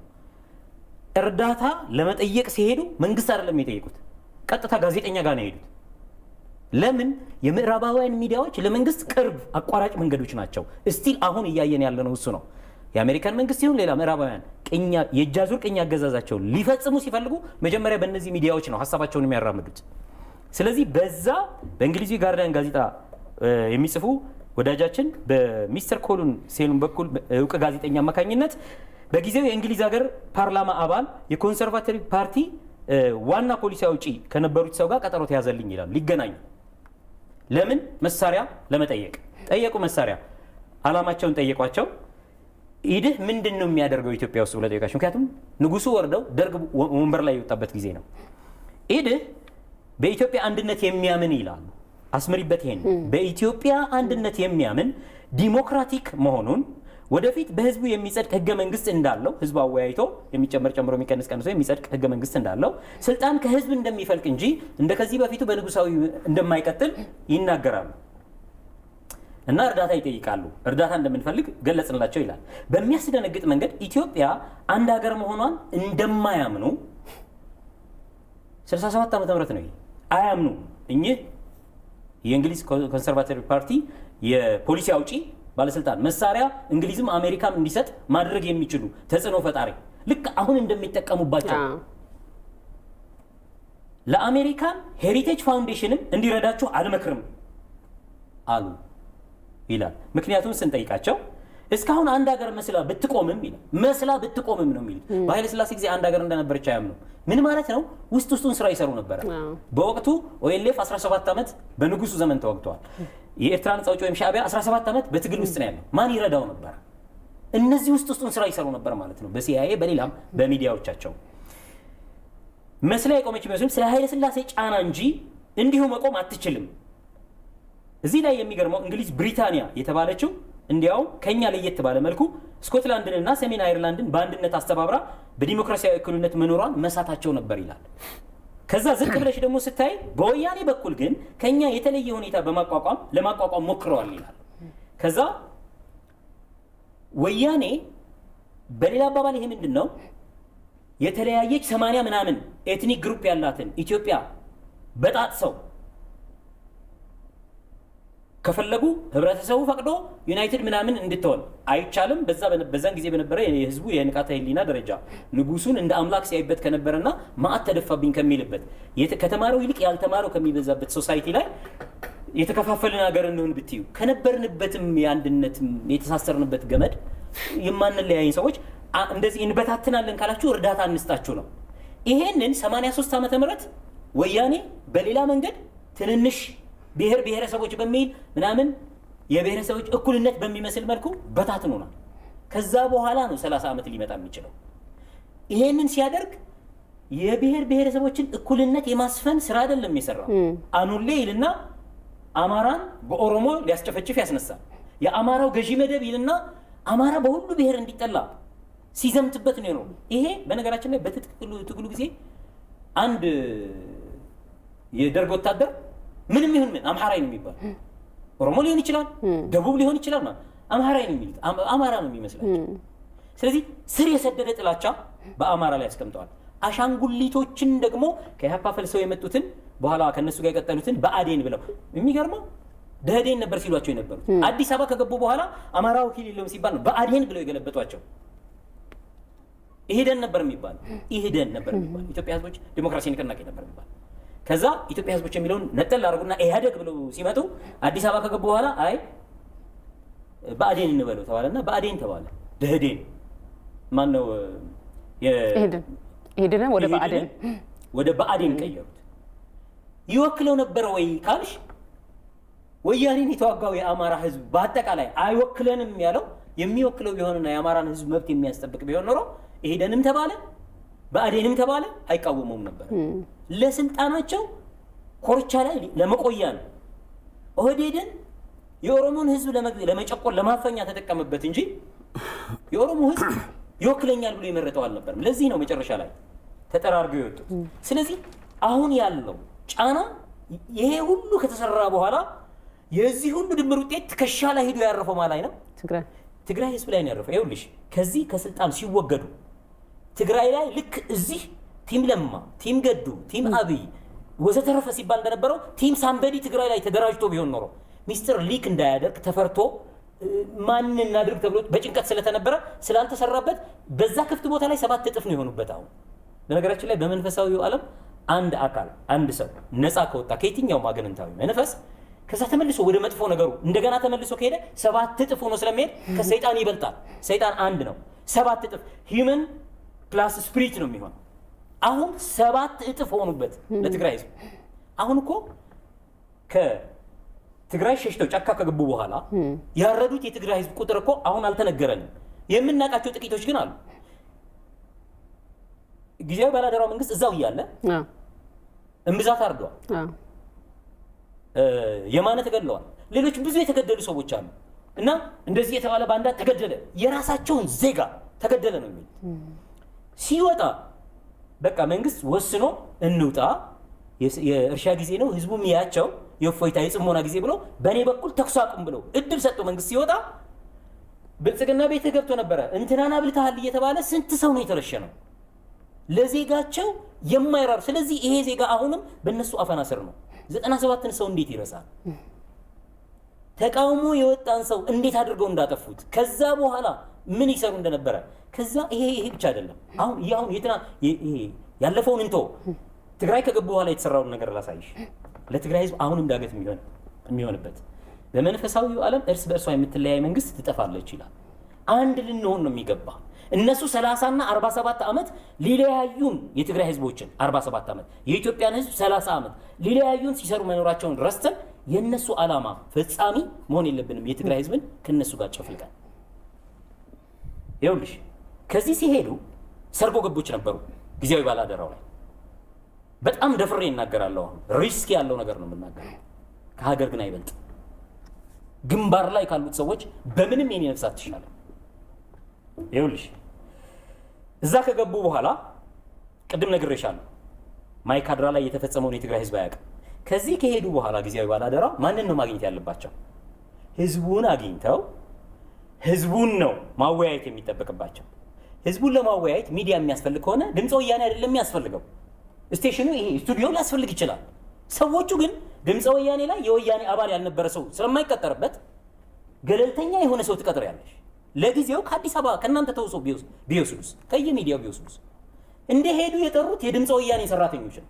በጣም የሚገርመኝ የመጀመሪያው ስብሰባ እሱ ነው። የመጀመሪያው ስብሰባ ከሚዲያው ጋር ሚዲያው ላይ ከዚህ ከዋልታ ይሁን ከፋና ሸሽቶ የሄደ የነ ደብረጽዮን ደጋፊ ጥዬ መጥቼ እዚህ ብዬ እንትን ዋና ስራ አስኪያጅ ነበርኩ ምናምን የሚል ድምፀ ወያኔ ላይ መስራች ሆኖ ምናምን ሲያሰራ የነበረ ሰው እጁን አውጥቶ እንዲህና እንዲያ እየተደረገ ነው ብሎ አሁን ገና ጦርነቱ ከመጀመሩ የትግራይ ህዝብ እየተደፈረ ነው፣ ሴቶች እየተደፈሩ ነው፣ ሰው እየተገደለ ነው፣ ሻዕቢያ ገብቷል፣ ምናምን ንብረት ተዘርፏል፣ የትዕምት ንብረቶች የመቀሌ ሲሚንቶ ፋብሪካ፣ የአድዋ አልመዳ፣ የአድግራት ምናምን ብሎ ቆጠራ ገባ። በጣም በአጭር ጊዜ ውስጥ እነዚህን ሁሉ ስሞታ ለማቅረብ he was ready። ግን ይሄ ሰውዬ 30 ዓመት ሙሉ ወይም 47 ዓመት ሙሉ ትዕምትን 30 ዓመት እንበለው 30 ዓመት ሙሉ ለነስብሃት ገቢ ማከማቻ ሲሆን ለኢትዮጵያ ህዝብ ለትግራይ ህዝብ ይመለከተዋል። ይሄ የትግራይ ህዝብ ልጆቹን የሰዋበት ነውና ከዚህ የትግራይ እናቶች ይጠቀሙ ብሎ አንድ ቀን ጠይቆ አያውቅም። መለስ ከሞተ በኋላ ከዚህ ከሸሹ በኋላ ይሄ የትግራይ ህዝብ ንብረት አለ የተሰዋንበት ነው ምናምን ተብሎ አንዴ አባይ አንዴ አዜብ ተደርጎ ጭቅጭቅ ሲነሳበት አክሲዮን ይሸጥ ሲባል የራሳችን ነው ሲባል እናውቃለን። ለትግራይ ህዝብ ምንም ያልጠቀመውን ነገር ህዝቡን ሲያታልሉበት የትግራይ ህዝብ ንብረት ተዘረፈ ሲሉ እናውቃለን። ይሄ ብቻ አይደለም። ያ ጭቅጭቅ አልፎ በሚቀጥለው ሴቶች ተደፈሩ ለማለት መንግስት ያስቀመጣቸው ለምሳሌ ኮሚሽነር የትግራይ የፖሊስ ኮሚሽነር ተደርጎ የተመደበ ግርማ የሚባል ኮሚሽነር ነበር። ያ ሰው በወያኔ ጊዜ ኢንተርፖል ስልጠና እንዲወስድ ተልኮ ኢንተርፖል ላይ ስልጠና የወሰደ እዛው ሲአይኤ የመለመለው የሲአይኤ ሜምበር ነው። በጣም በድፍረት መነገር አለበት። ይሄ እዛ ተመልምሎ የመጣ ሰው መንግስት የራሳቸው ብሔር የራሳቸው ዜጋ ቢሄድ ለነሱ ይሰራል ገለልተኛ ነው ውጭም የቆየ ሰው ስለሆነ ተብሎ ነው። ይሄ ሰው አብዛኛው ሰው በቴሌቪዥን የሚያውቀው ይመስለኛል። አንድ ከአዲስ አበባ ላይ የሆነ ተቋም የሆነ ድርጅት እንደዚህ ያስመጣለው መኪና ይሁን ንብረት ይሁን አድርጋለሁ ብሎ በጣም ብዙ ሰው ገንዘብ ከበላ በኋላ ውጭ ሀገር ሄደው በኢንተርፖል ይምጣ ሲባል ያንን ሰው ይዞት ኤርፖርት ቦሌ ላይ ይዞት ሲመጣ ኮሚሽነሩ አብሮት ሰውየው በካቴና ታስሮ ሲመጣ ይዞት ሲገባ የታየ ሰው ነው ግርማይ ማለት ኮሚሽነር ግርማይ ማለት። ይህ ሰው ሂውማኒታሪያን የሚባሉ ሰዎች የውጭ ዜጎቹ ሂውማኒታሪያን 30% ነው። በዛን ጊዜ በዚህ ከጦርነቱ በኋላ እነሱ ሸሽተው ጫካ ከገቡ በኋላ መንግስት ለትግራይ ህዝብ በጦርነት ለተፈናቀለው የሚሆን በችግር ውስጥ ላለው የሚሆን 70% እርዳታ ይልካል። ከመደበኛው የባንክ የምናምን ከስራ ውጪ እርዳታ ሲልክ 70% የኢትዮጵያ መንግስት ነው። 30% ሂውማኒታሪያን ናቸው። እነዛ ሂውማኒታሪያን ተብዮች ሲሄዱ በቀጥታ አክሱም ሆቴል ለ6 ሰዓት እንትን ክፍል ዘግተው ሲወያይ አቶ ሙሉ ብርሃን ይባላሉ ከነ ዶክተር አረጋዊ ፓርቲ ምዕራብ ሽሬ ምዕራብ ትግራይ ሽሬ ላይ ተመድበው የነበሩ ሰው ሊያገኙት ፈልገው መጥተው እዛ ቁጭ ብለው 6 ሰዓት ጠብቀውታል። ብቻቸውን ከምዕራባውያን ጋር ያወራ ነበር። ከዛ በኋላ ምዕራባውያን ከሄዱ በኋላ የቢቢሲ ጋዜጠኞች መጥተው ጠይቀውታል። ቢቢሲ ትግርኛ ጠይቀውታል። ምን የሚል መልእክት ነው ያስተላለፈው? ወጣቶቻችን በግፍ እየተገደሉ ነው፣ ሴቶቻችን በግፍ እየተጨፈጨፉ ነው፣ እየተደፈሩ ነው። ይሄን የዚህን ዳታ የምትፈልጉ ከሆነ የፍትህ ቢሮ ሄዳችሁ ማረጋገጥ ትችላላችሁ ይላል። የፍትህ ቢሮ አበራ የሚባለው ሰውዬ 1800 ሴቶች ተደፍረዋል እያለ በቦታ በኤሪያ እየከፋፈለ ይናገራል። መንግስት ያስቀመጣቸው ሰዎች ናቸው ይህን የሚናገሩት። በማን? በቢቢሲ። ቢቢሲ የማን ተቋም ነው? ኢትዮጵያን ለማፍረስ የሚተጋው የምዕራባውያኑ አንዱ አፈቀላጤ ነው። ይሄንን እኔ ሳይ እኔ በጣም ኦፌንድድ ሆኛለሁ። የዛሬ ዓመት ነው እናንተ ጋር የተገናኘ። ከዛ በኋላ ሪዘርቭድ ሆኜ ቁጭ ያልኩበት ምክንያት እንዴት መንግስት የወከላቸው ሰዎች ህዝብ እየተጨፈጨፈ እየተናገሩ መንግስት እንዴት ዝም ይላል? እነሱ ናቸው ያሹት ወይስ መንግስት ሌላ ነገር ውስጥ ገብተዋል? ሪቬንጅ ውስጥ ገብተዋል? ህዝቡ ላይ ልክ አሁን እንደሚባለው የትግራይ ህዝብ ብሎ ፈርጆታል ወይ? በጣም ዳይላማ ውስጥ ከተቱ። ይሄ ብቻ አይደለም።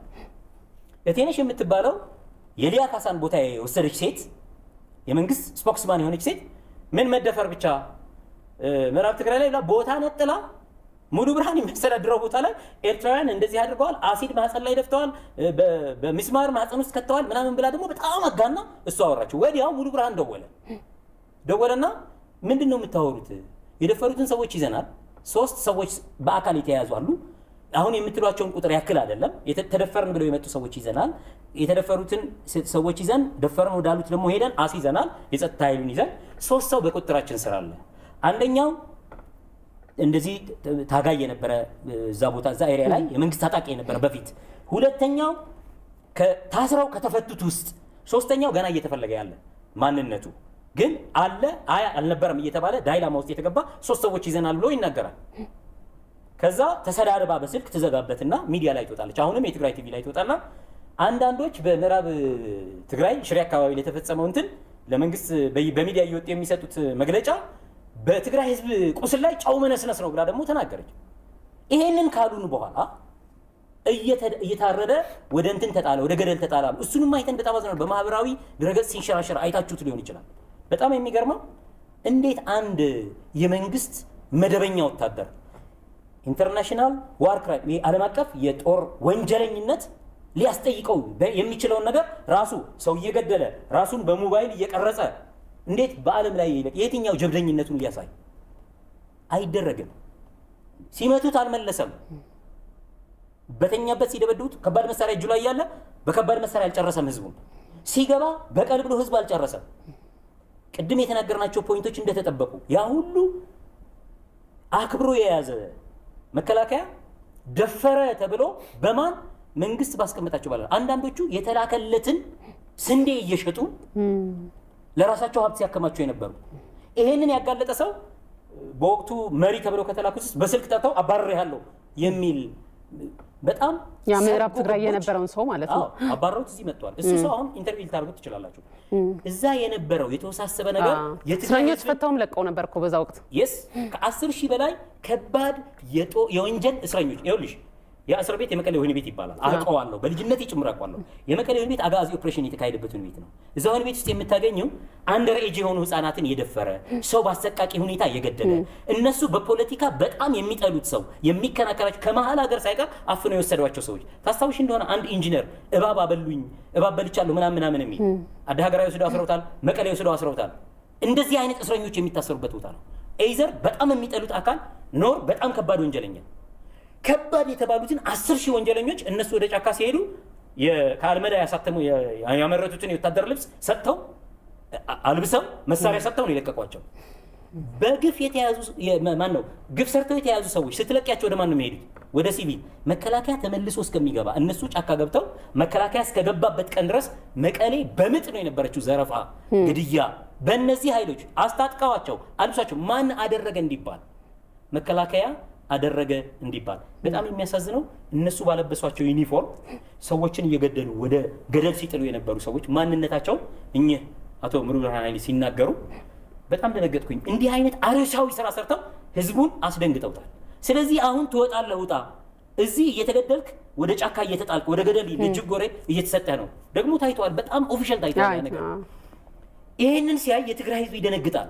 ይሄ ድሮ ነበር የምትዩ ታጋይ ኢትዮጵያን ሙሉ በሙሉ ከደርግ ነፃ ለማውጣት የታገለው ታጋይ አይደለም አሁን ያለው አዲስ ትውልድ ነው ቲዲኤፍ ተብሎ የገባበት አንዱ ምክንያት እንዲህ አይነት ቅስቀሳዎች በጣም ይችሉበታል። የሴራ ፖለቲካ እንዲህ አድርገው አስወጥተውት ነው። አሁን የኢትዮጵያ ህዝብ ካልተጠነቀቀ የወያኔን ዓላማ ሊያሳካ ቀኝ እጃቸው ነው የሚሆነው።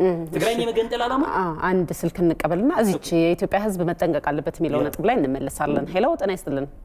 አብረው ይስጥልኝ። ማን ልበል? 10 አለቃ ኢማም። 10 አለቃ ኢማም። እሺ መቀጠል ይችላሉ ሀሳቦትን አስተያየቶትን። እሺ እናቴ።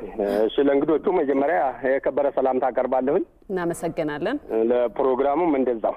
እሺ እኛ አሁን ያለንበት ወቅት ሁኔታ ትንሽ የተሻሻለም ቢሆን ከስጋት ወደ ኋላ ስለማንል ይሄን ነገር መጀመሪያ በአንዳንድ ነገር ላይ ለማቅረብ ፈልገን ነው እና ጦርነቱ በእርግጥ አሁን መጋቢ እንደሚሉት በጣም እውነት የእነሱ ደባ ምንጊዜም የሚወጣ አይደለም። ይሄን አሁን ብቻ ሳይሆን ድሮም እናውቃቸዋለን። ይሄ ቅድም አቶ ዶክተር አረጋዊ ያሉት ነበረ የትግራይ ህዝብ የሚል አንድ ጥያቄ ቀርቦ እዛ ላይ የመለሱት መልስ ነበረ። የትግራይ ህዝብ ልክ ነው። የትግራይ ህዝብ ያለው ተይዞ ነው። እኔ እንደው ትልቁ ነገር እኔ አሁን በጣም ተቃውሞም በጣም ችግር ያለብኝ ምንድነው የትግራይ ህዝብ ያለው ተይዞ ነው፣ መውጫ ስለሌለው ነው ብለን እናስብ። እኛ ግን ሌላው ክልል ውስጥ ያለ የትግራይ ተወላጅ ይሄንን ነገር ለምንድን ነው በጣም አምርሮ መቃወም የማይችለው ነው? እኛ ይሄ በቃ አሁን አጠቃላይ በቃ አሁን አማራው ይሞታል፣ አፋር ይሞታል። ጭራሽ አሁን አማራ ብቻ ሳይሆን አሁን በዚህ በኦነግ ሸኔ የኦሮሞ ትውልድም እያለቀ ነው። አሁን ያለ ነው ማለት ነው። አሁን ይሄ ያለው ይሄንን የትግራይ ህዝብ ለምንድን ነው የማይቃወመው ነው? ሁለተኛ ደግሞ መንግስት አሁን እስካሁን ድረስ እኛ መንግስት ጦርነት እኮ ግዴታ አብይ ብቻ መዝመት የለበትም። መዝመት ያለበት በግዳጅ ላይ የተሰጠው የራሱ የመከላከያ ሀቅ አለ፣ አመራር አለ፣ ሰልጥኖ ለዚህ አመራር ይበቃል። እኛ ነገር ግን አሁን ሰዓት ማንን ነው የሚጠብቀው? እኛ መከላከያ ያለበት ይቁም ተብሎ ዛሬ ውጊያው አልቆመም። እንደገና መልሰው በተለያየ ቦታ ላይ እንቅስቃሴ እያደረጉ ህዝብን ለማጥቃት እየታገሉ ነው ያለው እና ስለዚህ ይሄ እነዚህ ሰዎች ቀጥታ ቅድም እንደተባለው ትግራይ ወጥቶ የትግራይ ህዝብ ነፃ ካልወጣ እዚህ ያለው የትግራይ ተወላጅ ለዚህ አሁን እናርጋይ ባለፈው የጀመሩት ነገር ነበረ። የትግራይን ህዝብ ሰብስበው አነጋግረው የትግራይ ህዝብ እንዘምታለን የሚል ድረስ ደርሰው ነበረ። ይሄ ነገር ግን መግፋት አለባቸው። እዚህ ያሉት የትግራይ ተወላጆች ይሄን ነገር ከኢትዮጵያ ህዝብ ጋር ሆነው መግፋት አለባቸው። በዚህ ለጦርነት መግፋት አለባቸው። እንደዚህን ሰዎች ማውገዝ አለባቸው። ውጭ ያለው ይሄን ያህል እያወገዘ ይሄን ያህል ህዝቡን ሲለውጥ እነዚህ እዚህ ቁጭ ብለው ግን እዚህ ወገኖቻቸው ስራቸው እየሞቱ ስራቸው እያለቁ እዛ አዲስ አበባ ቁጭ ብለው ይሄንን ማቆም ለምን አይችሉም ነው የትግራይ ህዝብ እና ስለዚህ እኛም በውትድርና ይሄ ውትድርና ወታደር እኔ አሁን በጣም ከማዝነው እኔ በውትድርና የሚያልፍ ህይወት በጣም ያሳዝነኛል በእውነት። ለምን አንድ የውትድርና ህይወት አገር ጠባቂ ነው፣ ለህዝብ ጠባቂ ነው። ህዝብ ይሄን አይረዳም። የሚረዳው ትንሽ ነው። እንደ ግዴታና እንደ ስራ አጥ አድርገው የሚቆጥሩ ሰዎች አሉ እና ስለዚህ አሁን እኛ ይሄ ጦርነት እንደዚሁ በተጀመረበት ላይ ወደ ኋላ መጥቶ ወይንም ሌላ ጉዳይ ውስጥ ተከትሎ ከመምጣት በፊት ይሄ እርምጃ ሊወሰድ ይገባል እላለሁ። አመሰግናለሁ። እናመሰግናለን። 10 አለቃ መልካም ቀን ይሁንልዎት። ጥሩ ቀደም ሲል የህወሓትን የረዥም ጊዜ እቅድ የኢትዮጵያ ህዝብ አስፈጻሚ ሆኖ እንዳይገኝ መጠንቀቅ ያስፈልጋል የሚለው ነጥብ ያነሱ ነበረ። አቶ ዮሐንስ እስቲ መቀጠል ይችላሉ። በምን መንገድ ሊሆን ይችላል እሱ? ለዚህ ዋነኛ ሰለባ እየሆነ ያለው አሁን የማየው የኢትዮጵያ ህዝብ ነው፣ ከትግራይ ህዝብ በላይ። እንዴት ካልሺ የትግራይ ህዝብ ራሱ በቀጥታ ቀጥሎ ልጆቹ አሁን ከዛ በኋላ የልጅ ልጆቹን ያሳተፈበት ትግል እነዚህ ጥቂት የሽፍታ ቡድን አመራር አማጺ የመገንጠልን ዓላማ ቅድም እንዳሳየሁሽ ከምዕራባውያን አገር የመበተንን ዓላማ ከምዕራባውያን የተቀበሉትን አጀንዳ ይዘው 30 እና 47 ዓመት ከሰሩ እዚህ ቅድም እንደተናገርኩት አኖሌም አሉ፣ ገዢ መደብም አሉ፣ ነፍጠኛም አሉ ሲያባሉት ኖሩ። አሁን የአሁኑ ደዋይ ከተናገሩት ውስጥ በደንብ አስተውለሽ ከሆነ በሸኔ ኦሮሞ እያለቀ በቲፒኤልኤፍ አመራሮች የትግራይ ህዝብም የአጎራባች አማራም እያለቀ ነው ያለው። ኦኬ ትልቅ ፖይንት ነክተዋል። የትግራይ ህዝብን አካተዋል። እኚህ ሰው ገብቷቸዋል።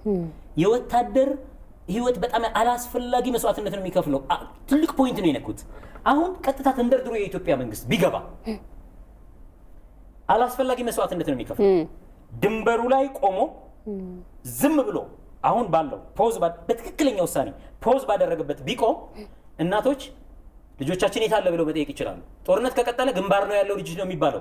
ጦርነቱ ከቆመ ልጄን አምጣ የሚል ጥያቄ መነሳት ይችላል። አንዱ ይሄ ነው። ሁለተኛው ህዝብ ያላመንበት ጦርነት ላይ መንግስት ገብቶ አላስፈላጊ ዋጋ መክፈል የለበትም።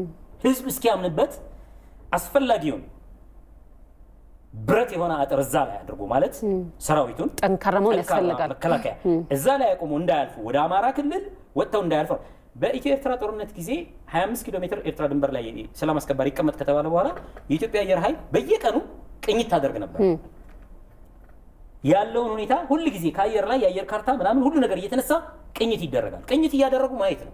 ህዝቡ ያያቸዋል። ይጠቅሙታል አይጠቅሙት ያውቃል። እንደማይጠቅሙት ጠንቅቆ ነው የሚያውቀው።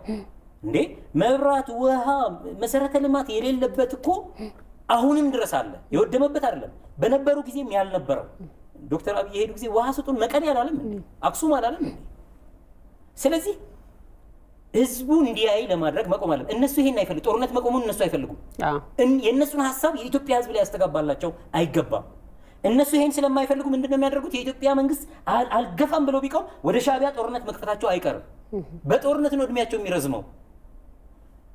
ምዕራባውያን ኮሪደር እርዳታ ማስገቢያ ኮሪደር በሱዳን በኩል ብለው መሳሪያ የሚያስገቡበትን በር የሚከፍቱት ጦርነት ካለ ይሄንን የኢትዮጵያ ህዝብ መንቃት አለበት። ሌላው ልጆቹን ራሱን የገበረበትን የትግል ውጤት ህዝቡ ሲያየው ምን ሆኖ አግኝቶታል? ረሃብ፣ ጦርነት፣ ስቃይ፣ ስቲል ጦርነት።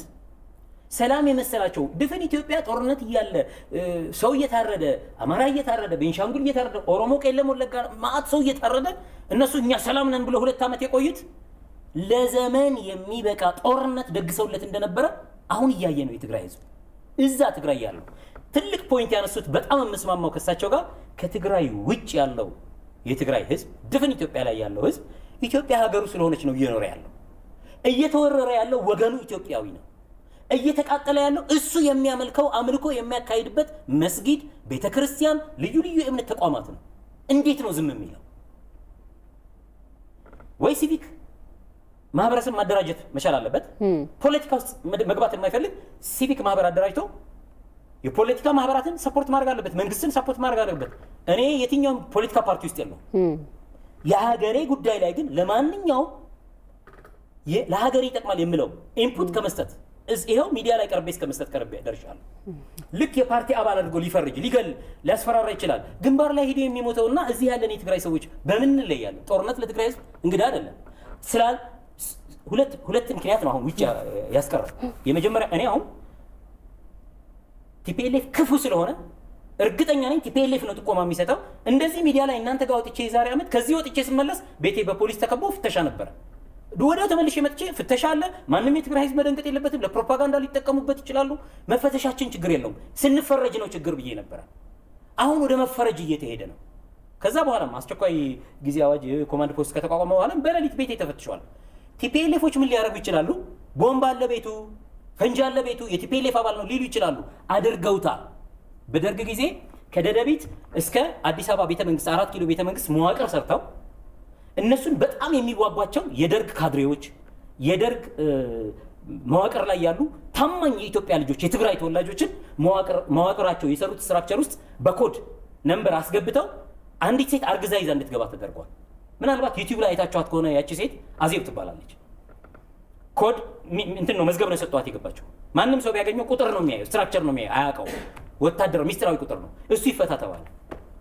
ሲፈታ ደርግ ላይ ቁልፍ ቦታ ላይ የተቀመጡ ጸረ ወያኔ ኃይለኛ አቋም ያላቸው ግንባር ድረስ ሄደው የሚዋጉ ወረዳ አስተዳዳሪ፣ አውራጃ አስተዳዳሪ፣ ካድሬ የሆኑ ሰዎች ናቸው። ደርግ እንዳለ ሰብስቦ እስር ቤት አስገባቸው። እነዛን ሰዎች እንዲህ አይነት ሴራ መስራት ያውቁበታል። አሁን ቤቴ ተፈተሸ ብሎ የከፋው ትግሬ እኔን ጨምሮ ሊነቃ ይገባል። በነገራችን ላይ የኔ ቤት ዝም ብሎ ተራ ቀበሌ ቤት ነው። ኮንዶሚኒየም ላይ ፍተሻ ተደርጓል። ኮንዶሚኒየሞች ላይ ቦምብ ተገኝቷል፣ ሽጉጥ ተገኝቷል፣ ሌላ መሳሪያ ተገኝቷል።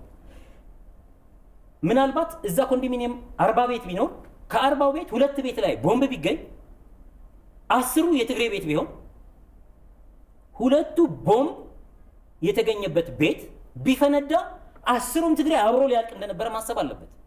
አዳንን መንግስት ጥቆማ ደርሶታል። ልክ ነው፣ መፈተሻችን ለጋራ ደህንነት ነው ሊል ይገባል። መፈተሽ አይደለም ችግሩ። በተሳሳተ ጥቆማ፣ በሐሰት ጥቆማ ኢቭን ቲፒኤልኤፍ ባሰማራቸው ሰዎች ጥቆማ የሚታሰር ሰው ግን ጥቆማ ሲመጣ ተፈትሾ ታይቶ ተጣርቶ ሐሰት ሆኖ ሲገኝ ጥቆማ ያመጣውን ሰው ለኔ ሊነግሩኝ አይገባም። መንግስት ግን ሊጠይቀው ይገባል። ጀርባውን ሊያጠናው ሊፈትሸው ይገባል። እንዲህ አድርገው ህዝብና መንግስትን መለያየት፣ የትግራይ ህዝብንና የኢትዮጵያ መንግስት ፌደራል መንግስት የመለያየት ስራ እስቲል እየተሰራ እንደሆነ በጣም እርግጠኛ ነኝ። ይሄ ብቻ አይደለም። የትግራይ ህዝብና በሌላ ህዝብ መካከል ያለው የተፈጠረ ልዩነት በግልጽ የሚታይበት ሁለት ነገር ላንሳ። አሁን 47 ዓመት አማራን ደመኛ ለማድረግ በጣም ለፍተው አቅቷቸው ኢቭን ማይካድር አርደው አቅቷቸው ሂሳብ እናወራርዳለን መንግስት ጥሎ ከወጣ በኋላ ከአማራ ጋር ሂሳብ እናወራርዳለን አሉ። መከላከያ አማራ ብቻ አይደለም ጉዳያቸው። ከመከላከያ ጋር ሆኖ ቢሆን ዶክተር አብይ አማራ አይደለም ጉዳያችን ከዶክተር አብይና ከአማራ ጋር ነው አሉ። ሂሳብ እናወራርዳለን አሉ። ሂሳብ ማወራረድ ማለት ምን ማለት እንደሆነ አሳዩን። አሁን የምናየው የእምነት ተቋም ማፍረስ፣ ማቃጠል፣ ህፃናት መድፈር፣ እናቶች መነኩሴዎች መድፈር፣ ሰው መግደል፣ እንስሳ ብሔር የሌለው እንስሳ በጥይት መግደል፣ ይሄ የትግራይ ስብዕና አይደለም። የነ አፄ ዮሐንስ አገር ስብዕና አይደለም። የማረኩትን ሰው ሹመው አጥምቀው ንጉሠ ገሌ ብያለሁ ብለው የሚልኩ ሰዎች እኮ ናቸው። እንዴት አድርጎ ነው ይሄ ስብዕና ትግራይን የሚወክለው? አይወክለኝም ብዬ እኔ ወጥቼ ካልተናገርኩ ታሃት እንደምጠላው በምን ወይ ማን ነው ወያኔ እንደምጠላው በምን ይታወቃል?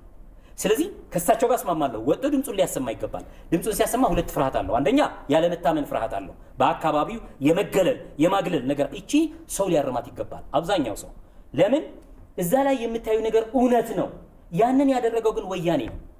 እሱን ያደረገውና እሱን የሚደግፈው ማንም የትግራይ ተወላጅ ከወያኔ ሰራዊት ነጥያ ላይ ነው ይሄንን የሚደግፈው።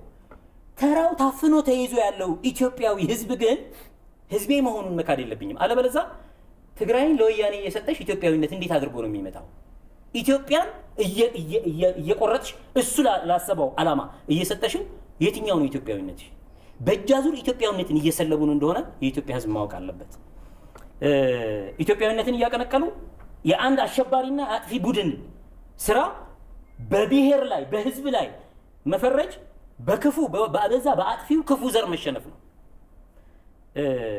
የትግራይ ህዝብን ከአጋንንቱ የወያኔ መንፈስ ነፃ ለማውጣት በኢትዮጵያዊነት ጸበል ማጥመቅ ነው።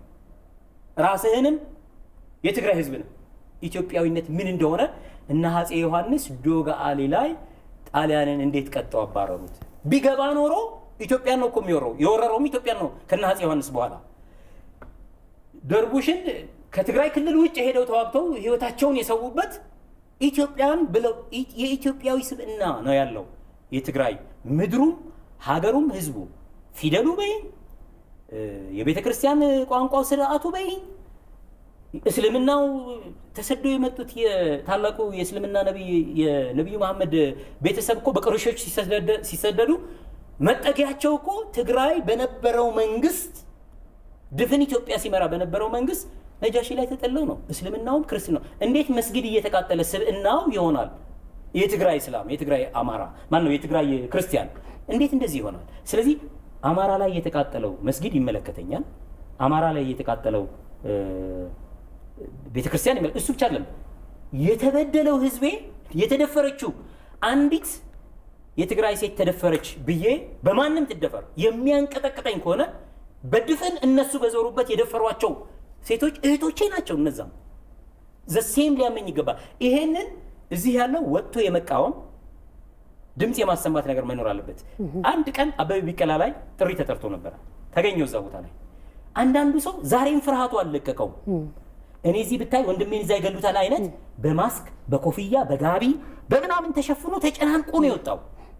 ኖ ሞር ካላለ አሜሪካዊ ዜግነት አግኝቶ እዛ የሚኖር አማራ፣ ኦሮሞ፣ ትግሬ ምናምን ኖ ሞር ብሎ ወጥቶ አደባባይ ላይም እዚህም መጥቶ ዋጋ ከከፈለ ኖ ሞር ማለት አለበት የትግራይ ህዝብ። ይሄንን ለማለት የነ ዶክተር አረጋዊ ፓርቲ አለ፣ አዲስ ራዕይ የሚባል የተከፈተ ፓርቲ አለ።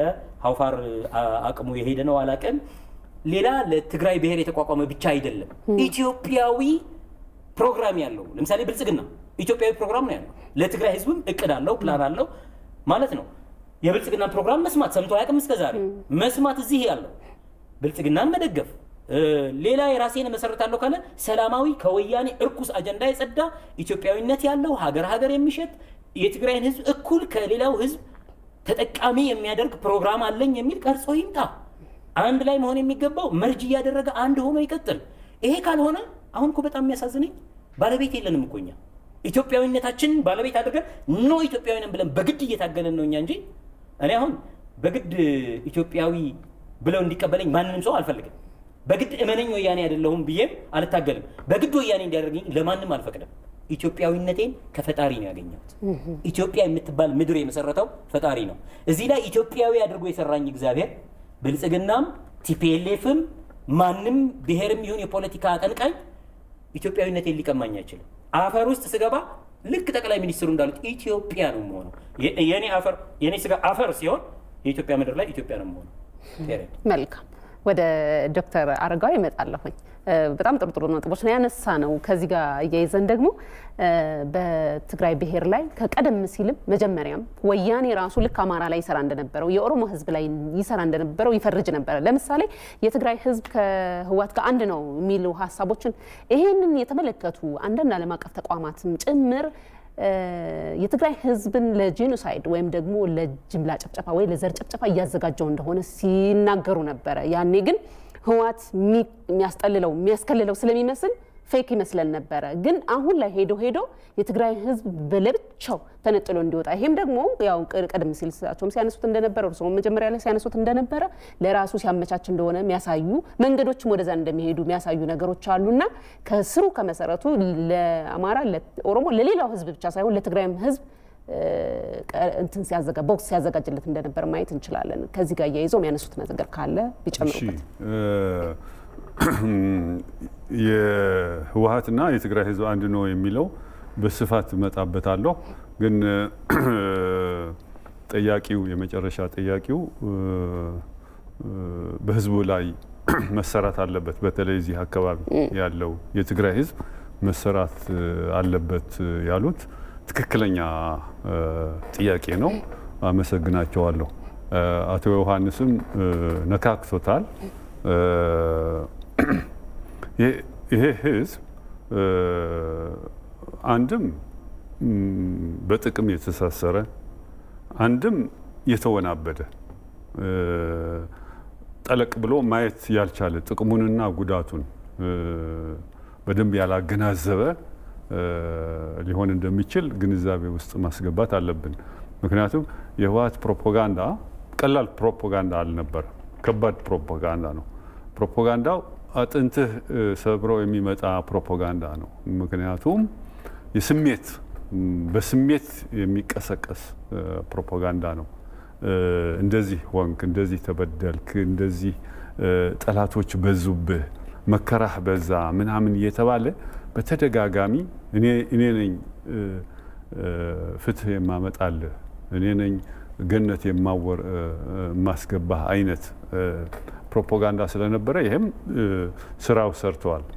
ስለዚህ ግን በዛ መልክ ሂደን የደረስንበት ነገር ጉዳይ ስናይ አገር የማፍረስና እርስ በርስ የመጋጨት እርስ በርስ የመጠፋፋት ሁኔታ ነው የፈጠሩ። እንደዛ ብለውም የትግራይ ህዝብ ኑሮ አሻሽለው እንኳን ቢሆን ኖሮ ትንሽ አስተያየት ሪዘርቭ ለመሆን እንችል ነበር። የትግራይ ህዝብ ኑሮ እስካሁን ድረስ እንደ ዶሮ የተበተነ ስንዴ፣ በፈረንጆች የተበተነ ስንዴ በምግብ ለስራ በእርዳታ በምናምን የሚመጣ እህል ነው የሚኖረው። ወደ 2 ሚሊዮን የሚጠጋ ህዝብ ሴፍቲኔት የሚባል አላቸው። ይህንን እያደረሱ በዛ ነው የሚመግቡት። ኢማጂን 30 ዓመት ነው የትግራይን ህዝብ የገዙት። እንግዲህ 27 በመላው ኢትዮጵያ፣ 3 ዓመት ደግሞ እዛ ሄዱ። በ30 ዓመት ውስጥ የምግብ ወይም የውሃ ችግራቸው አይፈታም። አንድ ቁሜልሃለሁ የሚል ድርጅት አልፈቱም። ይሄ በአይናችን የምናየው ነው። እዚህ ያሉ አዲስ አበባ ያሉ ለማኞች ማየት በቂ ነው። በየመንገዱ የሚለምኑ እህቶቻችን፣ ወንድሞቻችን፣ አባቶቻችን ነው ስናይ የምንውለው። ይሄ ልብን ያቆስላል። ይሄ ያልገባቸው ወገኖች አሉ፣ እያዩ ማመን ያቃታቸው እዚህ አሉ፣ ውጭ ሀገርም አሉ። የሚብሰው ደግሞ ውጭ ሀገር ያሉት ነው። አትሊስት እነሱ በተወሰነ ደረጃም ቢሆን ዲሞክራሲ ማለት ምን ማለት እንደሆነ በልተህ ማደር፣ ጠጥተህ ማደር፣ የኢኮኖሚ ፍሪደም ምናምን አላቸው ትንሽ ሁሉ እያዩ ያ ነገር ትግራይ እንደ የአንድ ድርጅት ወይም የአንድ ቡድን መንደር ሁና የእነሱን ጥቅም ጠባቂ ሆና ብቻ እንድትኖር። በነገራችን ላይ 27 ዓመት ኢትዮጵያን ሲያስተዳድሩ እኮ መቀሌ የማያድሩም፣ ዞር ብለው የማያዩ፣ ለስብሰባ ሲሄዱ ውለው ወዲያውኑ መጥተው ነው እዚህ የሚያድሩት። እዛም ማደር ተጸይፈውት ማለት አይመጥነኝም ብለው ነው ያታገላቸው የታገለ ህዝብ። ስለዚህ ዶክተር አንድ ስልክ ልቀበል። እሺ። ሄሎ ጤና ይስጥልኝ። ሄሎ ጤና ይስጥልኝ። ጤና ይስጥልኝ። ሄሎ ሄሎ ሄሎ ጤና ይስጥልኝ። ጤና ይስጥልኝ። ማን ልበል? ጥበቡ ነኝ ከአዲስ አበባ። ማን አሉኝ? ጥበቡ ከአዲስ አበባ። እሺ ጥበቡ፣ ሀሳቦትን አስተያየቶትን እንቀበለዎት። እሺ መጀመሪያ አመስገኝልኝ ዶክተር አረጋይና አቶ ዮሐንስን። አቶ ዮሐንስና ዶክተር አረጋይ እናመሰግናለን እየተባላችሁ ነው። እሺ ሲቀጥል አሁን ብዙ ነገር መሰራት ያለበት በአዲስ አበባ በሌሎችም በቃ ከትግራይ ውጭ ባሉት ከተማዎች ነው መሰራት ያለበት። እዛማ የእናንተንም ድምፅ አይሰሙም። እዚህም እኮ ብዙ አይሰማም። እኔ እርግጠኛ ሆኜ የምነግርሽ አዲስ አበባ ራሱ ኢቲቪን የሚከፍት የለም። ሌላ ሜካኒዝም መጠቀም ቢችሉ አሁን አቶ ዮሐንስን የሚሰማ ሰው ዶክተር አረጋይስ እሺ በተቃዋሚ ናቸው ምናምን ተብሎ ሊሆን ይችላል። አቶ ዮሐንስን እንኳን የሚሰማበት አጋጣሚ ቢገኝ ሁሉም ሰው በአንድ ነገር ይስማማ ነበር። ምክንያቱም የትግራይ ህዝብ እስካሁንም እየተበደለ ነው፣ ወደፊትም እየተበደለ መቀጠል የለበትም እና አንድ ነገር መስራት አለባቸው። ከተማ ውስጥ ባሉ በሆነ ሜካኒዝም ተገናኝተው ተቃውሞ ማሰማት፣ ተሰብስቦ መነጋገር ሶሉሽን ያስፈልገዋል። እስከ መቼ ታስሮስ ይቀመጣል? ደግሞ ጦርነት ከንግባ አያስኬድም። በቃ እሳቸውን መስማት ነው። ትክክል ነው ያለው፣ ጥሩ ነው ያለው። እግዚአብሔር ይስጥልን በልኛ። እናመሰግነውታለን። መልካም ቀን ይሁንልዎት። ጥሩ። እሺ ዶክተር፣ ቀደም ሲል እያነሱ ነበር ሀሳብ በተለይ የትግራይ የህወሓት አመራሮች በአማኑም ቀን ጦርነት ሳይኖርም እዚህ ኢትዮጵያን እየገዙ በነበረበት ጊዜም ወደ ትግራይ ክልል ሄደው አንዳንድ ሀሳቦችን ለመረዳት ሲሞክሩ እንኳን ሆቴል ማረፍ ይጸየፉ ነበር። ህዝቡን በዛ ደረጃ ነበረ እንትን ሲሉት የነበር እያሉ እያነሱልን ነበረ። እሱን መቀጠል ይችላል። ጥሩ። በሌሎች ሀገር በ5 ዓመት ፕላን 5 year ፕላን ብዙ ነገር ይሰራል።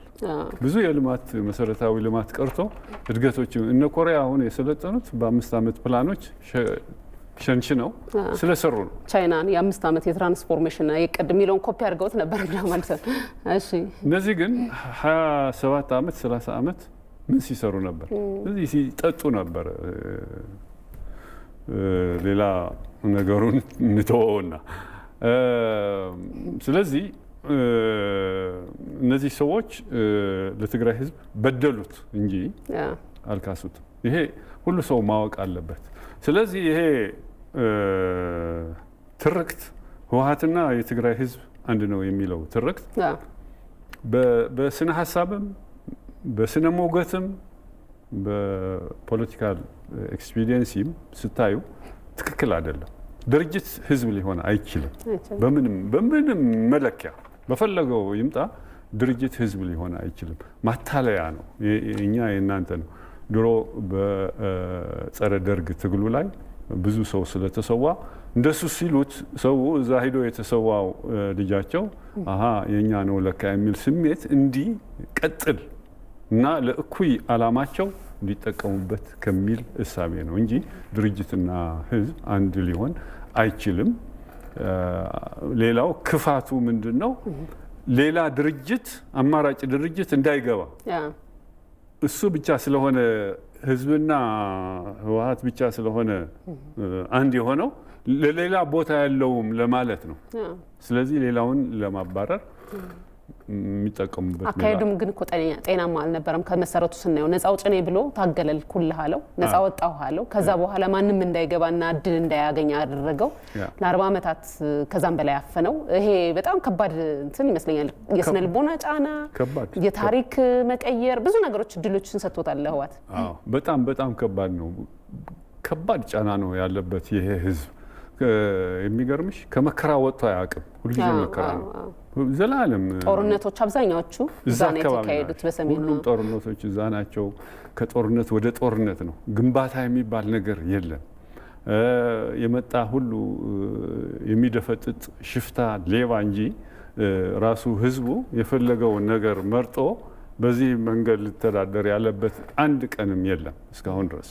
እሺ ታዲያ አሁን የኢትዮጵያ መንግስት የኢትዮጵያ ህዝብ ፍላጎት አለው። ጦርነቱ በዚያም አለ በዚህም በህወሓት ፍላጎት በህወሓት ተነሳሽነት መንግስት ተገዶበት የገባ ጦርነት እንደሆነ እናውቃለን።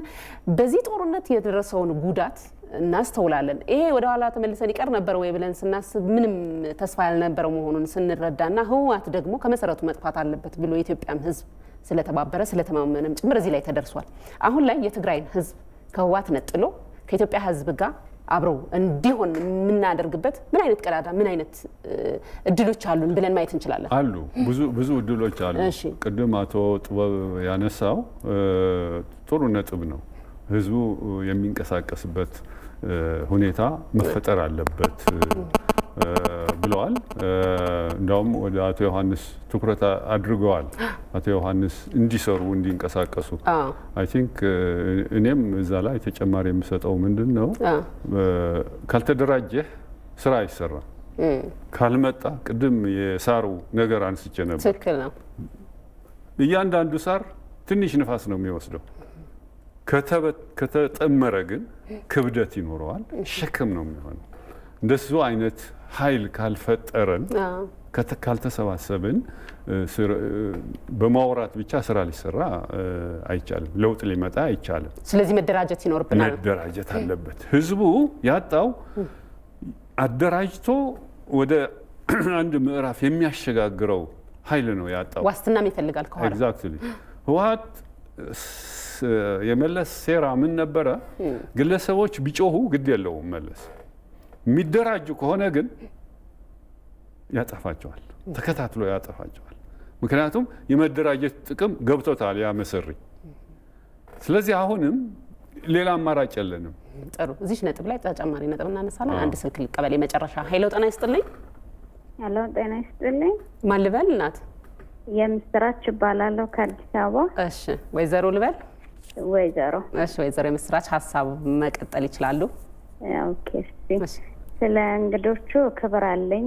እግዚአብሔር ያክብራችሁ እላለሁ። ሀሳብ ለመስጠት ያህል ጥያቄም ጭምር ነው።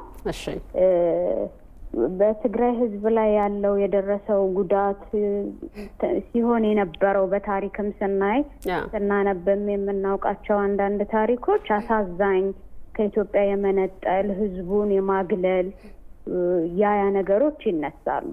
አሁን ላይ ደግሞ ጦርነቱ ከተጀመረ ጊዜ ጀምሮ እስካሁን ባለው ሁኔታ ህዝቡ መንግስትም ከገባ ጀምሮ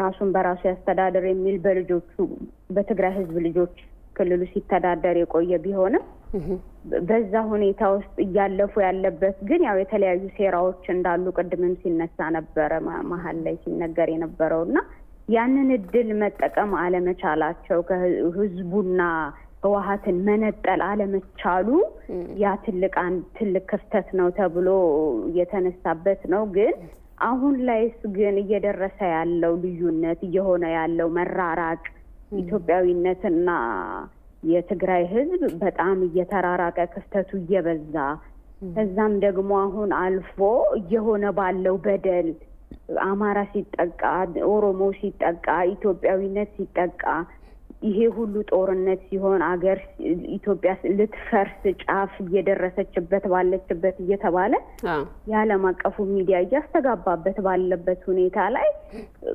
የትግራይ ህዝብ ለዚህ ምላሹ ምንድን ነው? በእርግጥ አፈና ውስጥ ነው ብንልም ችግር ውስጥ ነው ብንልም ግን ፈንቅሎ መውጣት የለበትም ወይ? ህዝብ ኃይል አይደለም ወይ? ህዝብ ቀጣይ አይደለም ወይ? ህዝብና ሀገር አንድ አይደሉም ወይ? እና ይሄንን ሀሳብ ለማንሳት ፈልጌ ነው። የተቀረው ዓለም ላይ ያለው በሌላው በአዲስ አበባም በተለያዩ ክፍለ ሀገራት በተለያየ ዓለም ያለው የትግራይ ተወላጅም ይሄንን ሀሳብ እንዴት አያስተጋባም? እኛ ከኢትዮጵያውያኖች ጋር አንድ ነን፣ እኛ ኢትዮጵያ ነን፣ ኢትዮጵያዊ ነን የሚለውን ሀሳብ እንዴት ነው የሚያየው? እንዴት አያነሳውም? ለምን ይሄን ያህል የራቀ ክፍተት ተፈጠረ በመካከላችን የሚለውን ሀሳብ ማንሳት ፈልጌ ነው እና እጅግ አድርጌ አመሰግናለሁ። በጣም አድርገን እናመሰግናለን ወይዘሮ የምስራች። መልካም ቀን።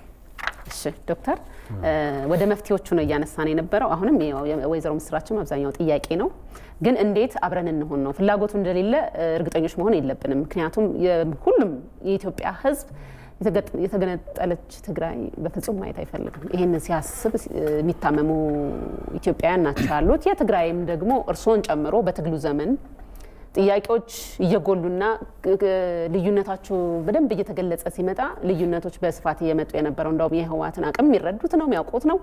ነገር ግን ብዙ ልዩነቶች የመጡት የኢትዮጵያን ገንጥሎ ትግራይን ገንጥሎ የመውሰድ ህልምና ሀሳብ እንዳለው ሲረዱ ልዩነቶች በጉልህ እየሰፉ መምጣታቸውን እናስታውሳለን። በኋላም ጥያቄው ተደበስብሶ ስለቀረ ነው የትግራይም ህዝብ ያንን ጥያቄ ለምን ብሎ መጠየቅ ያቆመው ብለን ነው የምንወስደውና አሁን ምንድነው መፍትሄው? እንዴት ነው አብረን መሆንና የትግራይን ህዝብ ነፃ አውጥተን ወደ ቀደመው ህይወታችን ምን መለሰው የሚለውን ምክር ያስፈልጋል። ጥሩ። አንደኛ ነገር ትግራይ አትገነጠልም፣ ኢትዮጵያ አትፈርስም። ለምን? መሰረት አለ፣ ጽኑ መሰረት። ዝም ብሎ የ10 ዓመት የ100 ዓመት ወይም የ200 ዓመት ወይም እንደ አሜሪካ የ300 ዓመት ሳይሆን የሺዎች ዓመታት መሰረት ውስጥ የገባ መሰረት ያለው ታሪክ ነው ያለ። ኢትዮጵያ ማለት ይህንን መሰረት ያላት ሀገር ነች። እኔ ብቻ የምለው አይደለም፣ ወይም ኢትዮጵያዊ ብቻ የሚለው አይደለም። የውጭ ዜጎችም እነ አርስቶትል፣ እነ ሶቅራጥስ፣ እነ ሆመር ራሳቸው ኢሊያድ በሚባል መጽሐፋቸው ስለ ኢትዮጵያ አዚመዋል። ስለ ኢትዮጵያ ክብር ሲሉ ፊታቸውን ወደ ኢትዮጵያ አዙረው ሰግደዋል። በእነሱ እምነት ማለት ነው። ሰው ማለት ያለው ጥቁር ሰው የሚባል የሰው ትልቅ ኢትዮጵያ ውስጥ ነው ያለው ብለዋል ቃል በቃል። ስለዚህ ይሄ እዚህ ላይ የተመሰረተ ነው። የትግራይ ህልውናም እዚህ ላይ የተመሰረተ ነው። ስለሆነ ትግራይ በምንም ተአምር ከኢትዮጵያ መገንጠል አትችልም። ሊገነጠሉ ከፈለጉ እነ ጻድቃን እነ ደብረጽዮን ይሄዱ ወደ ጌቶቻቸው፣ እዛ ሄደው ቁጭ ይበሉ።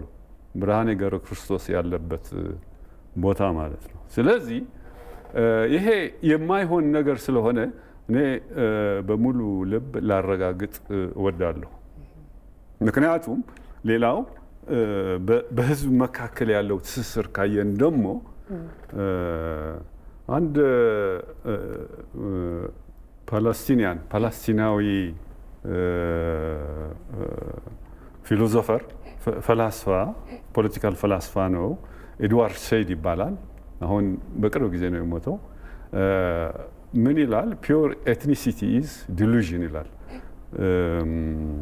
ንጹህ የሆነ ብሔር እብደት ነው አለ ብሎ ማሰብ ቅዠት ነው፣ ወደ እብደት የተጠጋ ቅዠት ነው የሚለው እና የኢትዮጵያ ሕዝብ በዚህ ስር በሰደደው ሺዎች ዓመታት ተዋልደዋል፣ ተጋምደዋል።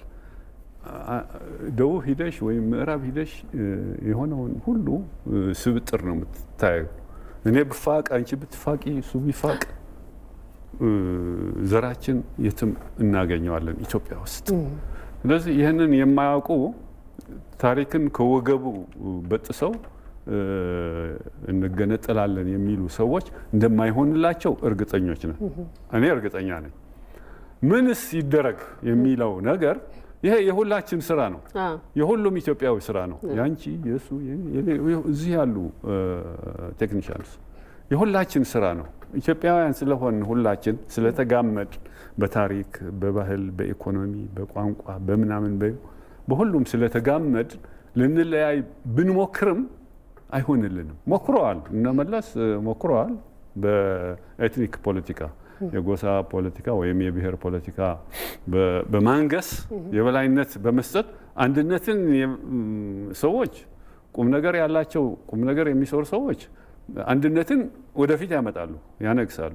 እነዚህ ደግሞ መለያየትን፣ የጎሳ ፖለቲካን፣ የብሔር ፖለቲካን ነው ያነገሱት፣ ጫፍ ያደረሱት። በህገ መንግስትም ሸንቅረው መገንጠል ትችላለህ፣ መበተን ትችላለህ። በስንት ነው የምንበተነው እኛ? 80 ምናምን ብሔረሰብ አለ፣ 87 ተብለዋል። ግን ከዛ በላይ ነው ያለው ብሔረሰብ ደግሞ አሁን የሚጠቁሙ ጥናት። በእነዚህ ልንበተን ነው ማለት ነው። አንድ ጊዜ አስታውሳለሁ ዳዊት ዮሐንስ በ83 አይደለም የገቡት 84 መጥቶ 85 መጥቶ ወደ ሆላንድ ኢንስቲትዩት ኦፍ ሶሻል ስታዲስ የሚለው ኢትዮጵያ በትልቅ ኮንፈረንስ ነበረ፣ ከዓለም አቀፍ ኮንፈረንስ ኢትዮጵያ 5 አገር ወይም 6 አገር ሊወጣት ይችላል እስከ ማለት ደርሷል። ደፍሮ ሰው እሪ ነው ያለው። ምን አይነት ነገር መጣ? እዚህ አውሮፓ ላይ ቁጭ ብለን እየተባበርን አንድ እየሆን ይሄ ደግሞ የመበታተን ያወራል ብሎ ሰው እሪ ያለበት፣ እኛም እሪ ያል። ግን ምን ዋጋ አለው? እሪ ብቻ ትርጉም የለውም። ስለዚህ ቁልፉ ምንድን ነው? ይህንን የገባው አርቆ የሚያስብ ኢትዮጵያዊ ከጽንፈኝነት ጸድቶ፣ ይሄ ጽንፈኛ አመለካከት የትም አይደርስም። አየነው እርስ በርስ ለመጋጨት ካልሆነ በስተቀር ምንም አይጠቅምም።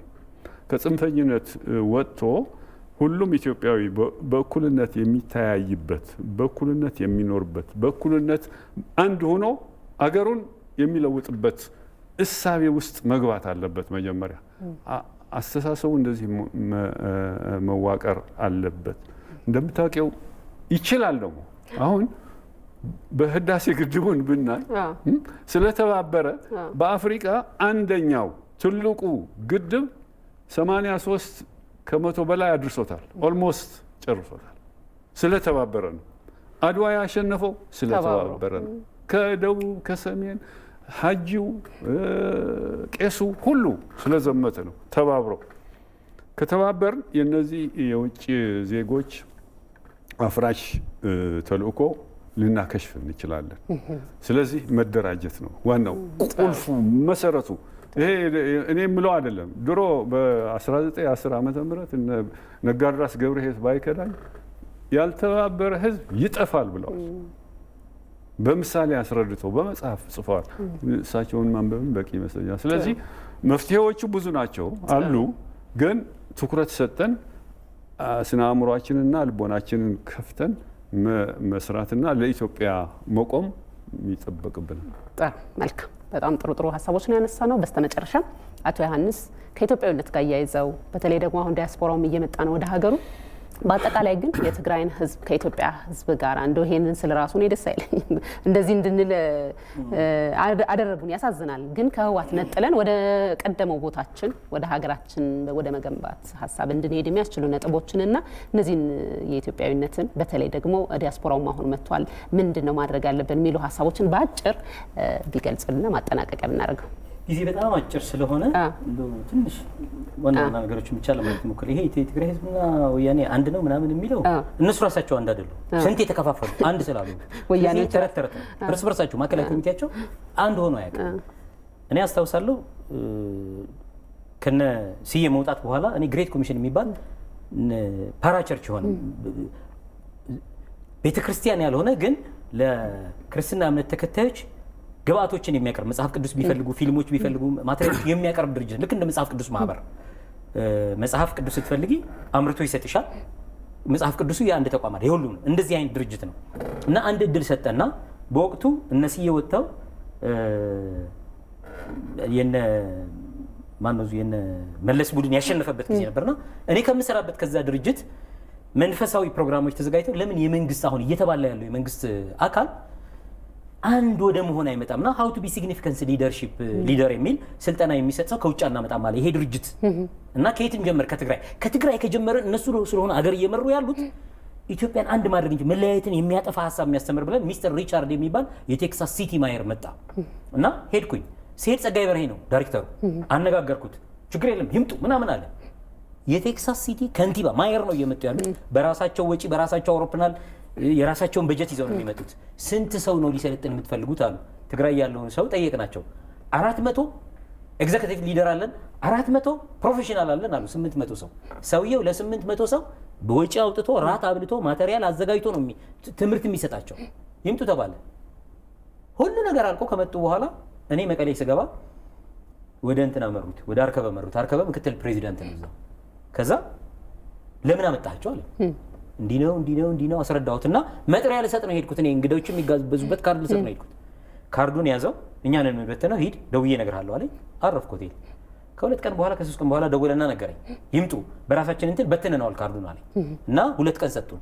ራት አብልተናቸው ስልጠና ሊያገኙ መጡ። ሰውየው መንፈሳዊ ሰው ናቸው። ድርጅቱ መንፈሳዊ ነው። መጡ፣ መንፈሳዊ ሰላምታ ሰጡ። ትምህርቶችን ሲሉ በወቅቱ የዩኒቨርሲቲ ፕሬዚደንት የነበረ ምትኩ የሚባለው ሰው የዩኒቨርሲቲ ማህበረሰብ ይዞ ይገባል። ካድሬ ሆኖ የካድሬ ማህበረሰብ ይዞ ይገባል። ቁጭ አሉ። ለ1 ሰዓት ኃይለኛ ትምህርት ተጻፈ። ያው የገባው ይጽፋል፣ ያልገባው ዝም ብሎ አጀንዳ ገልጦ ያፈጣል። ሰዓቱ አለቀ።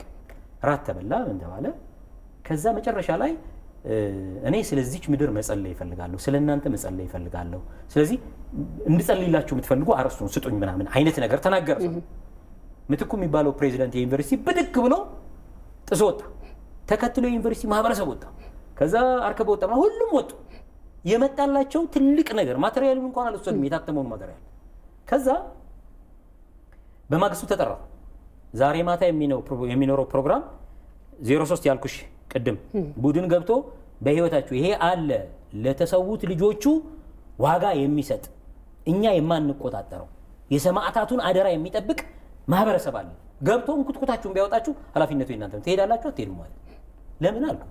እንደዚህ በቃ መንፈሳዊ ነገር ያቆማል፣ ማስተላለፍ ያለበትን ነገር ያስተላልፋል። እንደዚህ አክብረን ጠርተን የአንድ ከተማ ማየር ያ ትልቅ ሀገር እንዴት ይመለሳል አልኩት። ማስጠንቀቂያ ሰጥቶኝ በኃላፊነት ፈርመን ቄስ ኪሮስ ነበረ ከኔ ጋር አስታውሳለሁ። ቄስ ኪሮስ ላቀው ይባላል። አሁን ሴሚናሪ መካነ ኢየሱስ አስተማሪ ነው።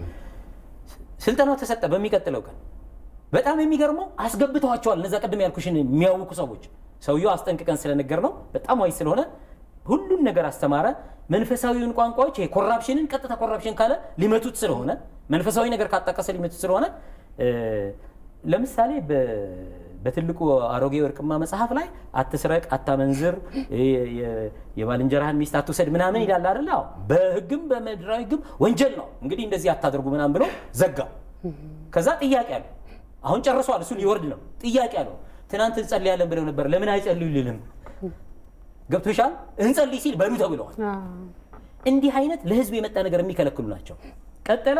በአባይ ወልዱ ጊዜ ሶላር ፓነል እና ማነው ሶላር ኢነርጂ እና ባዮጋዝ ኢነርጂ የሚሰጥ አንድ የእስራኤል ኩፒድ የሚባል ድርጅት ይዘን ሄደ። አምጣው ያለኝ አባይ ወልዱ ነው። ለሰበያ ነው። እኔ የመረጥኩት ሰበያን ለምንድን ነው? ዶክተር አረጋዊ ግዙኛል በ68 ዓመተ ምህረት ወር በ69 ዓመተ ምህረት መሬት ሸንሽነው ለህዝቡ አካፍለዋል። ያ በ60ዎቹ ውስጥ መሬት ያካፈሉት ህዝብ ዞር ብለው አይተውት አያውቁም። መብራት የለውም፣ ውሃ የለውም፣ እልም ያለ ጨለማ ነው። ስለዚህ ቢያንስ መብራት እንደማያስገቡለት ሲገባኝ ሶላር ፓነል እና ባዮጋዝ እንዲጠቀም ይዤ ሄድኩኝ። ኃይሎችን የመጣላቸውን ስጦታ ሁሉ ነገር ከደረሰ በኋላ ለመቀሌ ዩኒቨርሲቲ ካላስረከባቸው አይሆንም አሉ። ምክንያት ስንል ሌላ ምክንያት ደረደሩ። ድርጅቱ ይዞ ሄደ። እነዚህ ለትግራይ ህዝብ የማይጠቅሙ ናቸው። ከትግራይ ህዝብ ጋር አንድ አይደለም። ወደ ዳያስፖራዎቹ ስንመጣ ጊዜ ያለን ጥቂት 2 ደቂቃ አለን።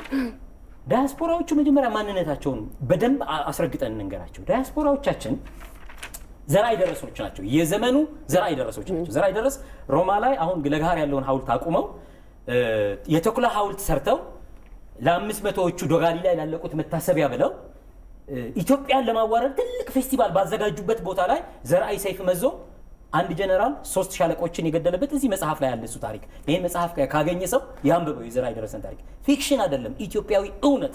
እነዚህ ሰዎች ደግሞ አሁን የብረት ሰይፍ አይደለም የያዙት። በባዕድ ምድር ዜግነት ባገኙበት ምድር ኢትዮጵያን ይዘው ኖሞር የሚል የሐሳብ ሰይፍ መዘው ሊያዋርዱን የተነሱትን አዋርደው አንደኛውን ምዕራፍ ጨርሰው የመጡ የዘመኑ ዘራይ ደረሶች ናቸው። ሁለተኛው ምዕራፍ ወደዛ አገር እንዳትሄዱ፣ እዛ አገር ያላችሁ በአስቸኳይ ውጡ፣ አገሪቱ የአየር ስጋት ቀጠና ውስጥ ምናምን ሲሉ ጭራሽ ጎርፍ ሆነው ወደዚህ መጥተዋል። ሁለተኛው ድል ያደረጉበት ምዕራፍ ይሄ ነው። አሁን ሶስተኛውና ዋነኛው ነው የቀራቸው። ሲመጡ የተጠሩበት ዋነኛው ዓላማ ጠቅላይ ሚኒስትር ናቸው የጠሩት። ሀገራቸው እምዬ ኢትዮጵያ ናት የጠራቻቸው። ዓላማው አሁን አሸባሪው ኃይል ላይ ያደረሰውን ጥፋት በአይናቸው አይተው ኢሚዲየት ሪሃቢሊቴሽን የመስራት ነው ትልቁ ጎል። በዚህም አለበዛ። ስለዚህ ይሄንን ለመስራት ከዚህ የሚጎትታቸው ነገር ማቆም መቻል አለባቸው። ለምሳሌ 40 ዓመት የቆየ ሰው ሊሆን ይችላል፣ 30 ዓመት የቆየ ሰው፣ 20 ዓመት የቆየ ሰው ሊሆን ይችላል። መጥቷል።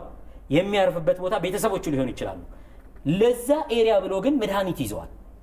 በአጋጣሚ ከቤተሰቦቹ አንዱ የዲያቤቲክስ ታማሚ ቢሆን ከያዘው መድኃኒት ላይ ሊሰጠው እንኳን ቢሞክር 40 ዓመት አይንህን ያላየው ያ ህዝብ አደጋ ደረሰበት ብለህ ስለመጣ ለዛ ህዝብ ይዘው ለመጣው ይዘህ ሄድ የሚል ቤተሰብ መገኘት መቻል አለበት። ጥሩ አቶ ዮሐንስ፣ ሰዓታችን ስላለቀ ነው። ጥሩ ሀሳቦች ነው ያነሳ ነው። በዚህ ጉዳይ ላይም ተመልሰን የምንገናኝ ይሆናል። እንግዶቼ ግን ስለመጣችሁ ይሄን ሀሳብ ስላነሳን እጅግ በጣም አድርጌ አመሰግናችኋለሁ። እኛም እናመሰግናለን። ተመልካቾቻችን የዛሬው ውይይታችን ይሄን ይመስል ነበረ። አብራችሁን ስለነበራችሁና ስለተከታተላችሁ እጅግ አድርገን እናመሰግናለን። በሌላ ጊዜ በሌላ ርዕሰ ጉዳይ ተመልሰን እንገናኛለን። እስከዛው ሰላም ቆዩ።